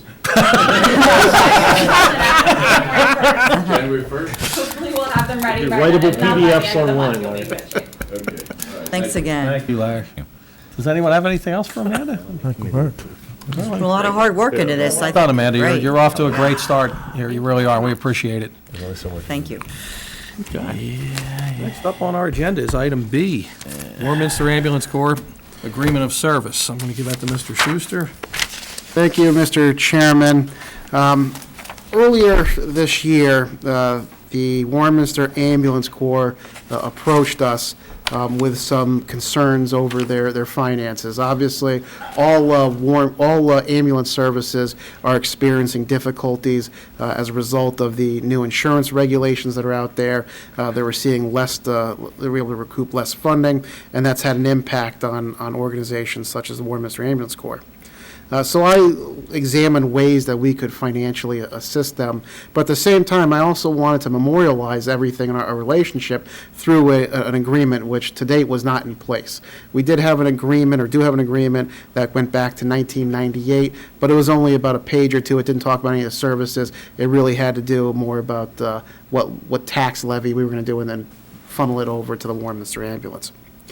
So working with the Warminster Ambulance Corps, and before I continue, let me point out that Tara White from the Ambulance Corps is present if you have any questions for her. We had a very productive conversations, and what I'm proposing is this, is we maintain the status quo in terms of the service levels that are being provided. We will continue to do some in-kind services for the Warminster Ambulance Corps that are outlined in this agreement. From a financial perspective, we'll make a couple changes.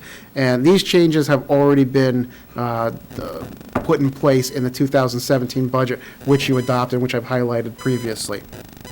One of those changes is, starting in 2017, we will no longer take money out of their allocation for the payment of debt service. There's a few years left on the debt service payment for their facility, which was financed through us. However, we did have a refinancing of that debt a few years ago, and we never actually passed along any of the savings or a reduction to Warminster Ambulance. So I haven't run numbers on it, but if they haven't paid off the loan in its entirety, they're pretty close. So that will get them additional funds. I believe is probably additional $30,000 or so a year. The second thing we were doing is previously we would bill them for the fuel that they used. We're going to forego that going forward, and we will pick up the tab on their fuel, which again is about another $30,000. Is that correct? Give or take, a little bit less than that. So those two items will provide a financial advantage to Warminster Ambulance. They still have some challenges, and I know that they're working through them, but this will formalize the relationship and give them a little bit more financial assistance going forward. Obviously, emergency services are one of the key things that we deliver to citizens. Ambulance calls are one of the tops on the list, that people need that service right away. So it's very important that we preserve the viability of this organization, and that's the reason for this agreement. I agree with you, Mr. Schuster. Ambulance services are very, very important, and you never know when one of us might need them ourselves. So I'm happy that we are supporting our ambulance service with some financial help. Is there a motion to approve the agreement of service? Just one quick job. I think that this is a great thing that we're doing, and Tara does a terrific job. Just one question, how's school going? Very good, okay. Right. I always, when she walks in the room, I always say, "How you doing, doctor?" Awesome. Okay, I'm going to ask for a motion. Is there a motion to approve the ambulance corps agreement of Motion. service? Ms. Frescatore, is there a second? Second. Mr. McPhillips, any further discussion? Just saying, kudos to her. Thanks for everything, and you guys do a terrific job. Thank you. All in favor? Aye. Aye. And the chair votes aye. Motion carries. Next up is review land development 16/11, San Salone, 2-lot subdivision and preliminary final agreement approval. Mr. Savona. Mr. Chairman, this is the application, as you indicated, of 16-11 for a preliminary final land development approval of a subdivision of a 34,585 square foot lot located at 133 and 135 Evergreen Avenue within the R3 residential zoning district. The applicant is proposing a subdivision of the lot into 2 lots, which would conform with the township's requirements. The applicant is present this evening.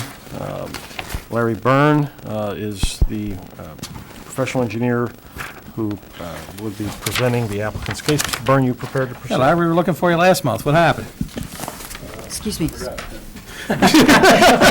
Well, you know what, though? You did me a favor, because I always bet Mr. Schuster on when the meeting's going to end, and I was spot on because you weren't here, so I would have lost my bet. Well, good evening. My name is Larry Byrne. Is that one? No, There should be 2 switches on there, Larry. I think you just did I think it. you just got Yeah. it. All right. No, I'm here no, this evening no. to Try present again. to you. Try again. Again. I'm late to that. There you go, Brian. Do you, I have a drawing on a flash drive. You want to put it on the- Testing 1, 2. Can we? Testing. If you want to stick it in there, sure. Here you go. Testing. Is that good? Working? It's working? Okay, thanks. That's it.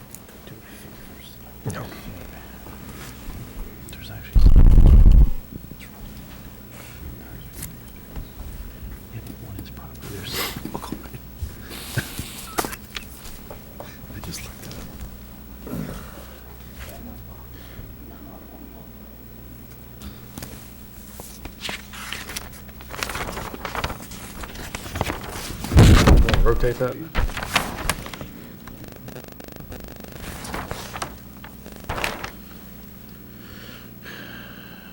There you go. Nope.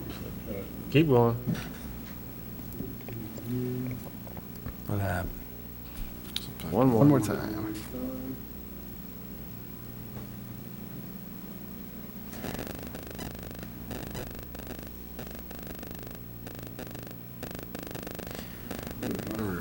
Okay. Larry, I think you're all plugged in now. That makes it clear. It's all ready to go. All right, good evening. My name is Larry Byrne. I'm a professional civil engineer. Here with me this evening are the owners, Lawrence and Sloan, correct?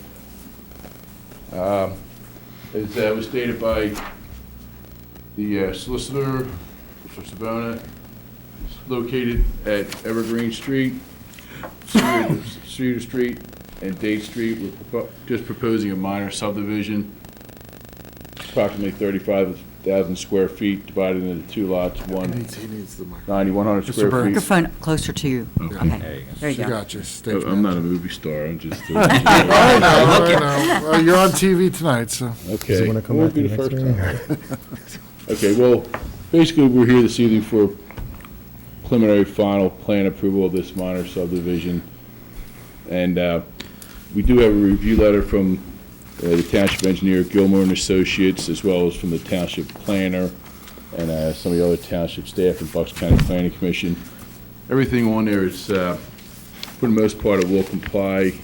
I don't know if you want to go through the letter or if you've been through the letters. Well, let's talk about first initially the lot, as you said, the lot is currently a single 34,585 square foot lot. Correct.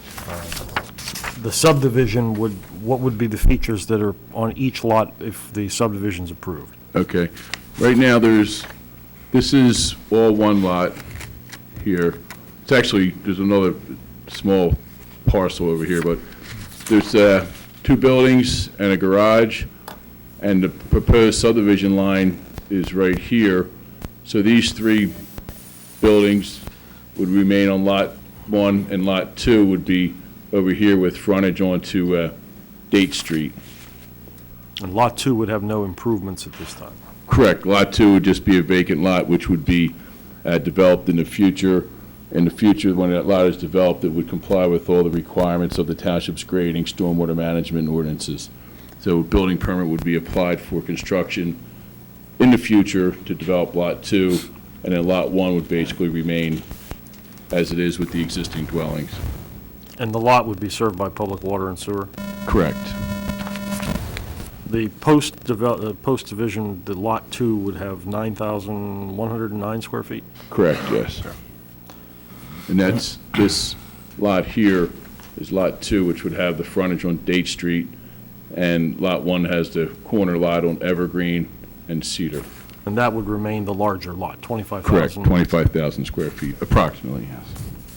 Right, and the review letters you referred to, just so we're clear, there is a October 10th, 2016 review letter from the Township Engineer, Gilmore and Associates, an October 17th, 2016 letter from the Township Zoning Officer, an October 18th review letter from the Township's Fire Marshal, an October 5th review letter from the Bucks County Planning Commission, and an October 13th review letter from the Township Planner, Boucher James. Those letters and those comments, the applicant would comply with the exception of the 4 waivers that you've requested, is that correct? Yes. Yes, there was a letter submitted to the township basically stating everything as it will comply, and then there was another waiver letter dated October 25th with the 4 waivers that were identified in the township engineer's letter. So let's talk about the waivers. You've asked for waivers, 2 waivers, 809 and 810 of the subdivision ordinance. You're asking for a waiver of sidewalks and curbs. Could you explain why you're seeking the waiver? Yes, currently, there's curb and sidewalk all along the entire frontage and along Evergreen Street. So we're not asking for a waiver for any curb and sidewalk along Evergreen because it's existing. We're asking for a waiver from curb and sidewalk for this portion of Date Street and this portion of Cedar Street because there's currently no curb or sidewalk anywhere along Date or Cedar, the entire length between Evergreen and I guess it's Madison down the other end. So to be consistent with the neighborhood, we're just proposing to ask for the waiver to not install curb and sidewalk along this little small portion of Date and this little small portion of Cedar. Next, you've asked for a waiver from section 811 for storm sewers. Want to explain, and that applies only to Lot 2, or is that to both lots? To be honest with you, I'm not 100% clear. The ordinance requires road improvements with storm, curb, sidewalk. There's no need for storm sewer, so we're just asking for a waiver. I'm not even That would be quite sure. applicable to only storm sewer In in the the street. roadway for both lots, not Right. stormwater management Right. on the future lot, so. Right. So Yeah. you have no objection, would you agree, Mr. Byrne, if the waiver is granted, that it would be subject to the applicant doing appropriate stormwater, on-lot stormwater management at the time of the building Yes, permit? yes. Stormwater management will be provided for Lot 2 in accordance with the ordinances when it's eventually developed. And their plans were submitted with a note already to that effect. Good. The last is a waiver from section 819 regarding the the required street trees. Street trees, yes. There's several large existing trees throughout the property, and we're just asking that those trees more or less satisfy the requirement of the ordinance and not have to place additional street trees along Cedar Street and along Date. Mr. Kenner, any comments on the waivers? No, I have no comments and support all 4 waivers requested. Any other issues or any other items for no. concern, Mr. Byrne? No, we just respectfully request a preliminary final approval for the plan. Is there any discussion from the board before I ask Mr. Savona to craft a motion? Just out of curiosity, is that, because I was looking at the satellite, and you may have already discussed this, so I apologize if I missed it, but the corner there at Date and Evergreen, there's still a residence that's there, right? Yes, yeah, that's it. That's not part of Not this part of application. this property. Okay. That's separate.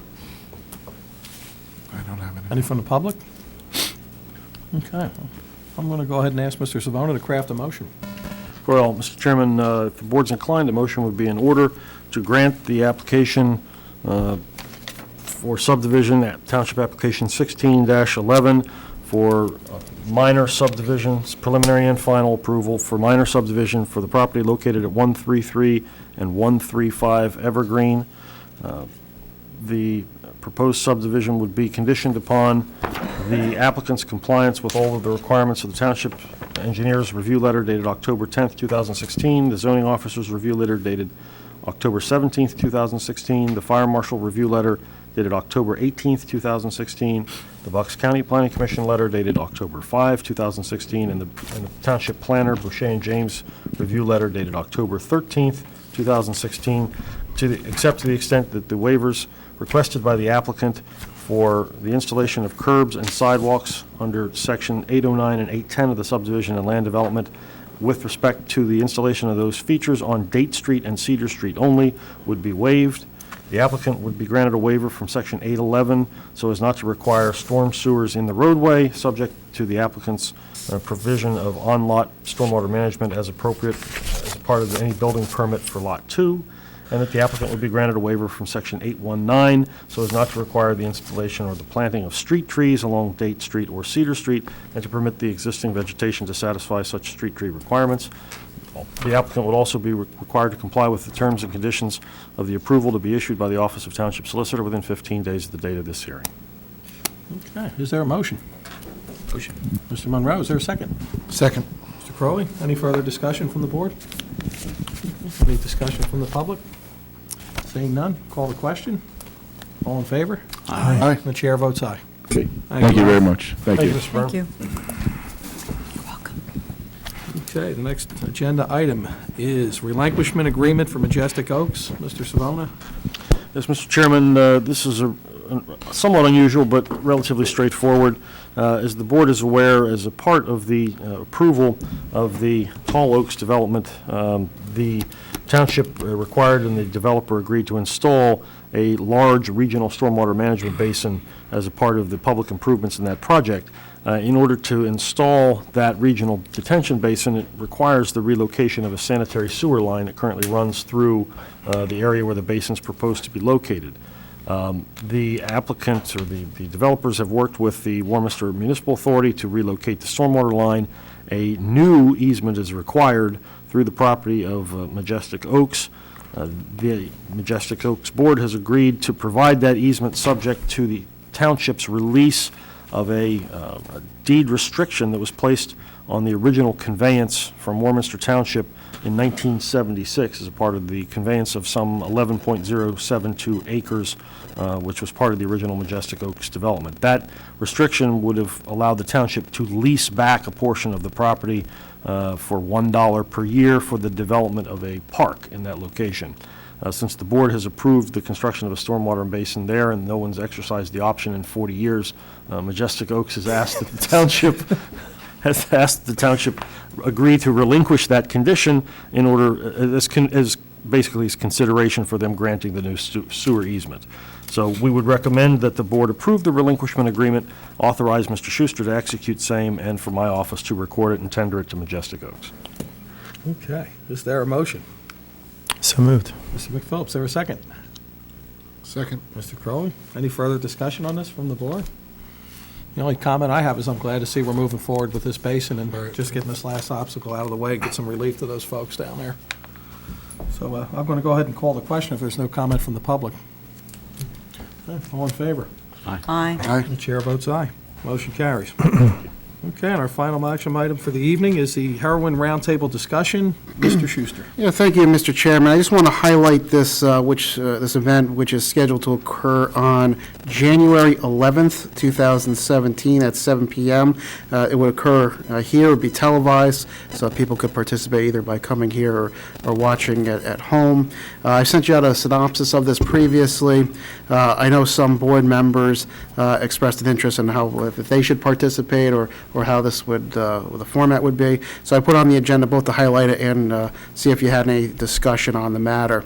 Obviously, heroin is a very important issue all communities are facing. We are seeing issues with heroin, whether it be overdoses, deaths, or other implications on a regular basis. You just saw the recent stories of how there's been quite a few deaths in the region due to the latest batch of heroin that's come out. It's something that affects a wide range of people, and no one's immune to it. And so hopefully by doing this roundtable discussion, which we've got a good cross-section of professionals involved, we can highlight the issues as well as find out or discuss ways to lessen the impact, get people help, prevent addiction, and anything else that could help solve this crisis. So it's on your agenda for any kind of discussion or just to, if nothing else, just to highlight the event. Yeah, I mean, we don't need to take action. I was just going to put it on the agenda for discussion. I just wanted to, I had a question. Who would be facilitating the panel? And when I discussed this with Mr. McPhillips, he decided to go ahead and he would facilitate it. I think it's great of him to volunteer for that, but I personally feel that we should have one of the professionals facilitate it, only because they would not only facilitate it, but they would also engage with the residents that are going through this. You have facilitated panels before, correct, Greg? Yes, I have. You have? So that's my only thing. I mean, I think all the supervisors should be involved with the discussion, but I think that a professional would do a better job of it, only because that is their forte, that's what their expertise is. And again, like I said, I think they would not only facilitate, but they would also get the discussion going in a maybe for especially some parents that are going through it, something extremely difficult. So that's my only suggestion. It's up to the board how you want to proceed. Well, I'd like to say it's definitely, I was a police officer up until 2011, and I mean, we just started to touch on this issue, but I mean, we didn't see anything during my tenure like that I know that's existing right now. So this is phenomenal that this is occurring. And I'm glad to see it come to our room. I'm glad to see it go out over our airwaves. I'm sure all of us board members will be here that evening.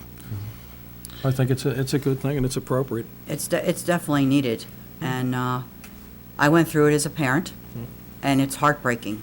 It's heartbreaking, and I don't feel that I'd be qualified to do the panel because I'm not an expert. I've attended many classes on it, and it's just something that's really, really needed for parents to give them that extra support because it is very difficult to go through. And I can echo everybody's statements. Obviously, I'm no expert on opioid abuse and the impact on families, and nor would I ever claim to be. And I understand what Kathy's saying about the participation and wondering about that. But when I look at the panel and facilitating, I don't think the moderator would be somebody giving clinical advice in this. In more or less, the facilitator would be moving the discussion along. So while I understand where Ms. Frescatore is coming from, I think Mr. McPhillips has moderated these discussions and panels before, most recently at the Picado event. And I think in that event, I don't remember Mr. McPhillips giving clinical advice. He instead gave anecdotal stories of what he's encountered as you've been involved with this issue for a number of years. So I just want to say that. I mean, Kathy, all due respect, I appreciate your point of view on it, and I get where you're coming from. But I just wanted to voice my support for Mr. McPhillips facilitating the session. So that's all I have. Thanks. Is there any other discussion on this? No, I It's didn't. not an action item. We're No, unless- moving forward with unless this, and the- I look forward to it. Yep, I will proceed as the proposal's been laid out, and And I do want to thank Mr. McPhillips for taking the incentive to bringing this here. Absolutely, thank you. that was all I had. Okay, that's our last action item, so I'm going to move on to the Township Manager's report. Thank you, Mr. Chairman. I've submitted my written report in case there's any questions. I do have a couple items to highlight. As we were going through other matters, I was able to get the information on the e-waste event. So that will be this Saturday from 9 a.m. to 2 p.m., Montgomery County Community College, 340 DeKalb Pike in Bluebell, for anyone that wants to go. What are the times again? 9 to 2. Okay. The flyer and all the information is up on the township website. Because I think there's a map. They want you to go a certain Yeah. way in and drop off and out. I saw But the map. it is open to residents of Bucks County also. yes. It's, I believe it's open to everybody, Okay. yes, but I would- it was sent to us by the Bucks County Planning Commission, Cool. So everyone's on board with it, Let's yes. encourage everybody to take advantage of it. It's, the last one I got to was about a year plus ago. They had it near New Hope. And I don't think we're going to be seeing one in Bucks County anytime soon. So, The next item is we are going to begin a trial at the library with Sunday hours. We've never done this previously. It's something we want to try to see if it enhances the services to the residents. So starting Sunday, January 8th of next year, 2017, the Sunday hours will be from noon to 4. We may adjust those hours as we learn more, and again, as we go through the process or go through several months, we'll see if it's a worthwhile endeavor. This is being made budget neutral by reducing hours at other times, particularly Monday through Wednesday. The library will be closing at 8 o'clock p.m. instead of 9 o'clock. The drop-off is significant in the amount of patrons that come to the library at that point, but we're very hopeful that this will be an added benefit to the community, and of course, would like the community to give us any feedback you have on the new hours. I'll give you some right now. My wife's thrilled. Yeah, I've heard the same thing. Sunday hours are something which usually are met very favorably by the residents, and I'm sure we will get some people who are concerned or complain about the early closure of the library on those other days, but you can't argue with the numbers. The amount of traffic significantly drops off in the evening at the library. And the last item I had, Mr. Chairman, if you'll indulge me for a minute, since this is the last scheduled meeting of the year, I just put together a few highlights of 2016 that were accomplished by the township. And I'd like to just read them off so you have an idea, and everyone has an idea of everything, no, I shouldn't say everything, but a highlight of things that we worked on. So from an administrative standpoint, we concluded the facility study, which you saw tonight, purchased a property on Stubb Road to plan for future development, hired an assistant manager, hired a finance director. We did several rounds of communication as well as lobbying with the PFO and PFOS situation. We continue to monitor that. We also processed 251 right-to-know requests. Emergency Management helped develop the ambulance agreement, which you approved tonight, and also received reimbursements of approximately $135,000, most of which was for the papal visit. Finance completed the 2015 audit with no findings.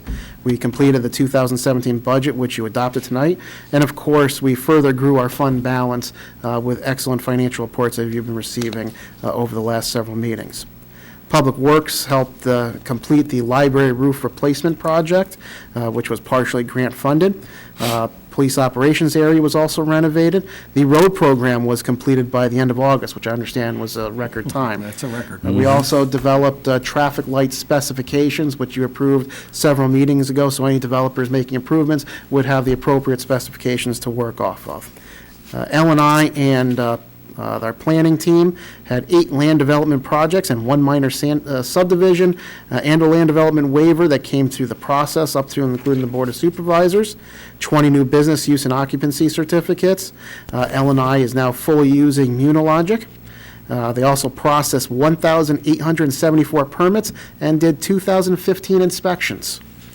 Over at the golf course, we've revised the contract with Spirit Golf. We've surpassed our golf revenue targets for this year and exceeded what we did last year already. Enhanced our Wednesday night league with 90 people consistently going. Had a very successful PGA Junior League golf program. And also increased golf shop sales by 6% through November compared to last year. The library, again, they had the roof replacement project. They obtained the Keystone grant for about $155,000. The project to replace the roof was done under budget, so they were able to utilize some of those money to get ahead of their next project, which is the new LED light fixtures over there. They also did the renovation of the children's area, which was funded by the Friends of Warminster Library. We thank them very much for their support. Parks and Rec applied for and received grants in excess of $600,000, which will be applied to the park. They completed the renovation of Semantic Park, including new fencing, basketball and multi-purpose court paving, parking lots, and other items. The Emerald Ash Borer Program tree removal was begun. They successfully coordinated 86 pavilion rentals, 50 special events at Warminster Community Park, and of course, they are supporting, and we're all excited about the transition to the physical YMCA down the street, and even more excited to begin the planning process to have the YMCA in Warminster Community Park in 5 years. The police started and expanded the Narcan program, which obviously fits into what we just discussed. They've trained police officers to carry Narcan on patrol, and we've already had a number of saves through that program.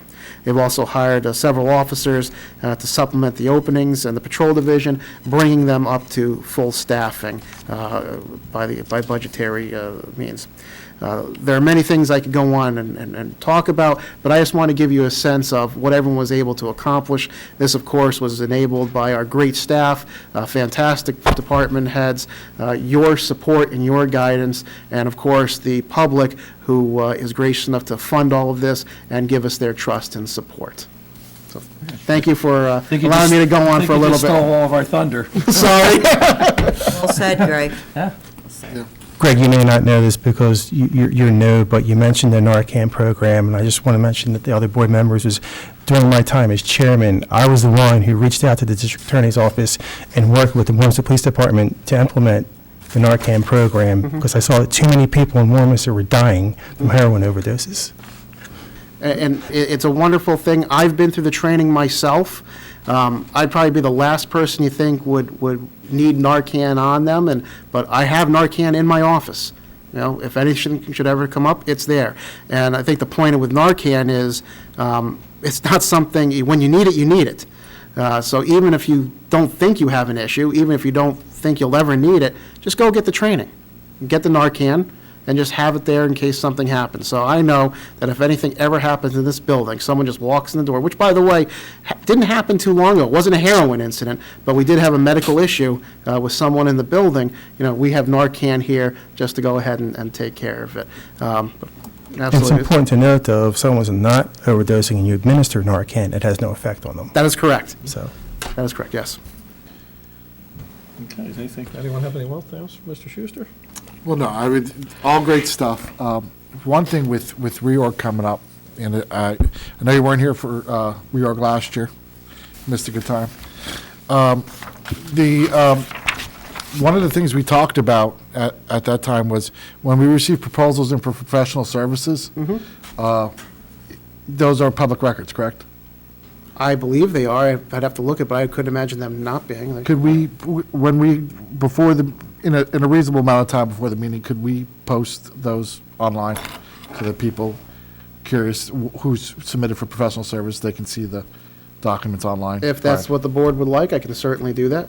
It's something I know we talked about at the reorg last year. It's something that I said that I would ask for.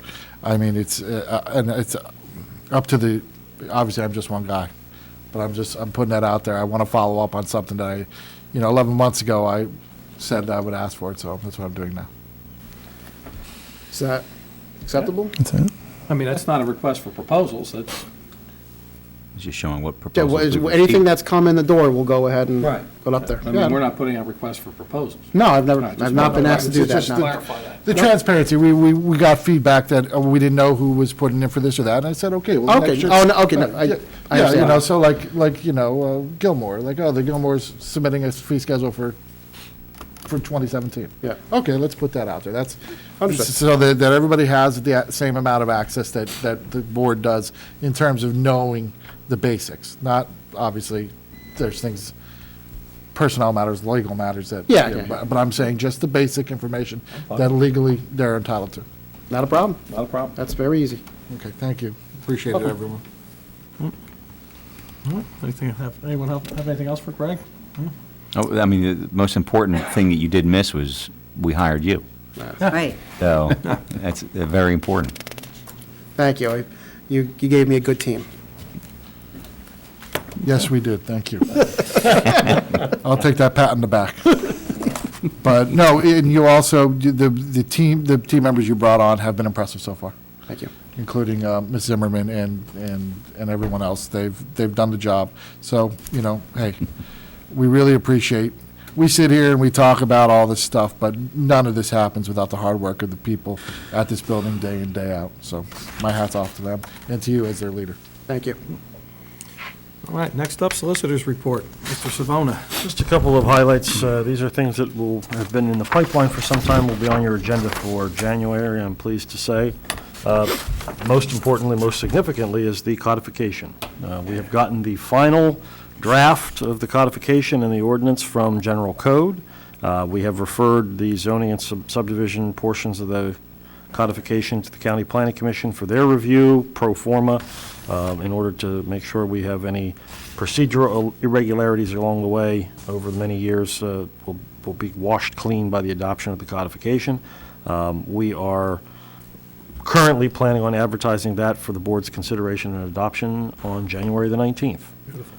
So that'll be the end of a very long road. Also on January 19th will be an ordinance to approve the rezoning of the parcel at Street and Davisville Road. This is the one that's subject to, currently is subject to a land use appeal. They have asked to settle any disputes regarding the zoning of that property for the board to simply return that to a commercial zoning designation, which it had been since sometime in the early 1970s, and in the 2009 zoning was switched to residential instead of its former commercial, so that you will have an ordinance before you on the 19th to change that classification back to commercial C2 in order to resolve that matter. Mr. Schuster didn't mention, but I will tell you, we have received a preliminary report from Pannoni with respect to the further testing that we did on the environmental conditions in Shenandoah Woods. We've reviewed that. Mr. Schuster and Mr. Steinberg and I have had a chance to discuss that report. We are working on setting up a meeting with Pannoni to review those results sometime early in the beginning of January with an eye toward providing that information to the Navy in our ongoing process of negotiating the sale of that property to the Bucks County Redevelopment Authority. As Mr. Schuster mentioned, we also closed on November 30th on the Warminster Swim Club property without incident, without any irregularities, so the township has now taken ownership and control of that property. And aside from that, unless the board has any other questions, I'll defer any land development comments to Mr. Kennard. May I have a question, Mr. Sfona, on the property that we basically have with the Navy. Was the report favorable? Can you say anything about that at this time, or not? Depends on your perspective. Okay. I think It's not the that- right time, then. No, I think that the report, Pannoni, I think, has found what we expected, that there are levels on that property that would be consistent with what you would expect. We knew there was PFOA and PFOS in the site. We've known for a long time that this area has some other contaminants that have been moving through the water table in the aquifer. There was, I think, a finding of some arsenic, which we weren't aware of previously, or the Navy had not turned up. So I think the goal would be for us to talk to Pannoni.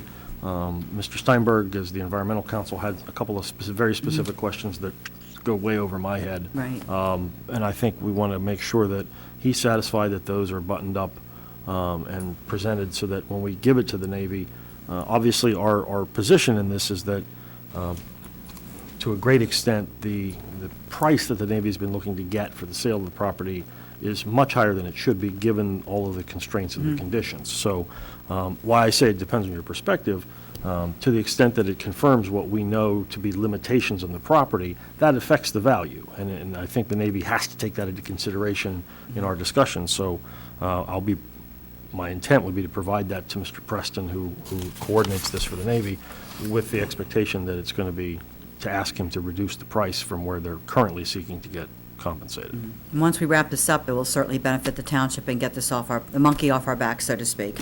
Absolutely. Thank you very much. Welcome. Anything else for Mr. Savona? Okay, we'll move on to the engineer's report. Mr. Kennard? Thank you, Mr. Chairman. I wanted to just point out, it was on your agenda tonight, we did a closeout of Christ Home Phase 2, which also included a little bit of Phase 1 that we deferred, so that's been a project I've been involved in for quite a amount of years. It was nice to have our staff, township staff, and Christ Home work on the Norristown Road issues. We have some drainage issues there. They've been going on since Phase 1, and I think we came to some nice resolution.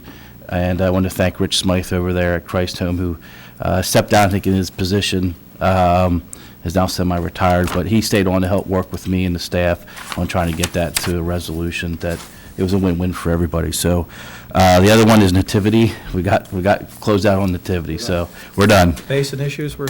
Done. We're all done. So Nativity is off the books. A little bit of bad news. I just noticed that I don't have anything scheduled for Planning Commission for January. Probably January 24th. we might. So as of this might be the first month I sat here or a meeting and said that. However, the good news is, I just added up, we have 5 jobs sitting, waiting for pre-con meetings.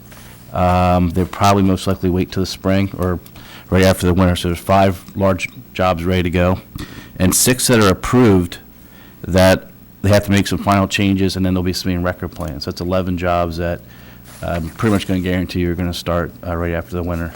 If not, if we have a mild winter, they might try to start. So, it was a busy end of the summer and into the fall here. So 11 projects should be active, and we'll have a busy staff, and my office will have a busy spring. Outside of that, the only additional item to my report that you have is, and I did not attend it, but Karen from my office did along with Amanda, was a couple pre-application meetings. Were they this week, Amanda? Yesterday, there you go. One larger one was Burger King. I figured I'd bring that up. They're proposing, Amanda, if you want to jump in, but they're proposing to demo the old Burger King and build a new one. Right. So I know the fast food around here, Taco Bell's, Burger King, you name it, get a lot of attention. So that's a new application that I think they're going to have zoning issues. It sounds like it, what they want to do isn't going to conform to the existing lot, of course. So probably go to the zoning officer first for determination, and then the trip to the zoning hearing board, and then you'll probably see it sometime late spring maybe. So that's the only large addition to that you don't have on my report. So that's all I have. Anyone have anything for Mr. Kennard? No, I'm encouraged by the Burger King news, not that they're going to demo it, but the building's a little tired, but it's exactly the type of reinvestment that we've been seeking to encourage these last few years, and we're starting to see businesses, not just Burger King, but others, really start to think about the next 20, 25 years here instead of doing short-term fixes. So it's good stuff, and thank you for all your hard work this year, and thank Karen. And I'm hearing Chick-fil-A sometime in March. That's the last I heard. You guys always hear the openings before I do. Yeah, that's the Nobody likes last- to that's talk the to me when I'm last out I at the heard, site. sometime in March. I don't have anything for Mr. Kennard either, so I'm going to go ahead and move on to the Township Manager's announcement of upcoming agenda items. Mr. Schuster. Thank you, Mr. Chairman. First off, everyone mark your calendar. Reorganization will be on Tuesday. Again, I said Tuesday, not Monday. Tuesday, January 3rd, 2017. The Township Code establishes the first Monday of the year, unless it falls on a holiday. New Year's Day is being observed on Monday the 2nd because New Year's is actually on a Sunday. So Based on that, the reorg meeting will be Tuesday, January 3rd, 2017, at 7 p.m. Mr. Savona already mentioned the rezoning that'll be on the next agenda. When I say next agenda, I'm not referring to the reorg agenda. I'm talking about the next full meeting. Rezoning, the codification, and I already mentioned previously the presentation of our street pavement plan for your review. Those are the 3 items I have for the next agenda. Okay. All right, next I'm going to move on to the second round of public comment. Is there any comment from the public? Okay, so none, I'm going to move right on to supervisors' comments. Ms. Prescott. Thank you, Mr. Chair. I'd like to spread some cheer this evening. Hope you all have the holiday spirit, and I'd like to wish everyone a Merry Christmas and a Happy Hanukkah. I hope that you have a very safe and happy holiday, and I wish all of you a very healthy, prosperous, and happy New Year. Thank you. Okay, Mr. Monroe. Thank you, Mr. Chair. Very brief. Yeah, happy holidays, and I think we're actually supposed to get our first snow tomorrow night. A couple inches, maybe, and then some rain, but that's what I heard. I could be wrong. I'm not a weatherman. So. Oh, yes, you are. Yeah. Yeah, I do belong to a very good Facebook site. That's all I have. Thank you. Okay, Mr. McPhillips. Merry Christmas, everyone. Quick question, though, I'm sorry, manager's report. The Dunkin' Donuts on, you know I was going to ask you this, the Dunkin' Donuts on Norristown and County Line. Yes. Any updates?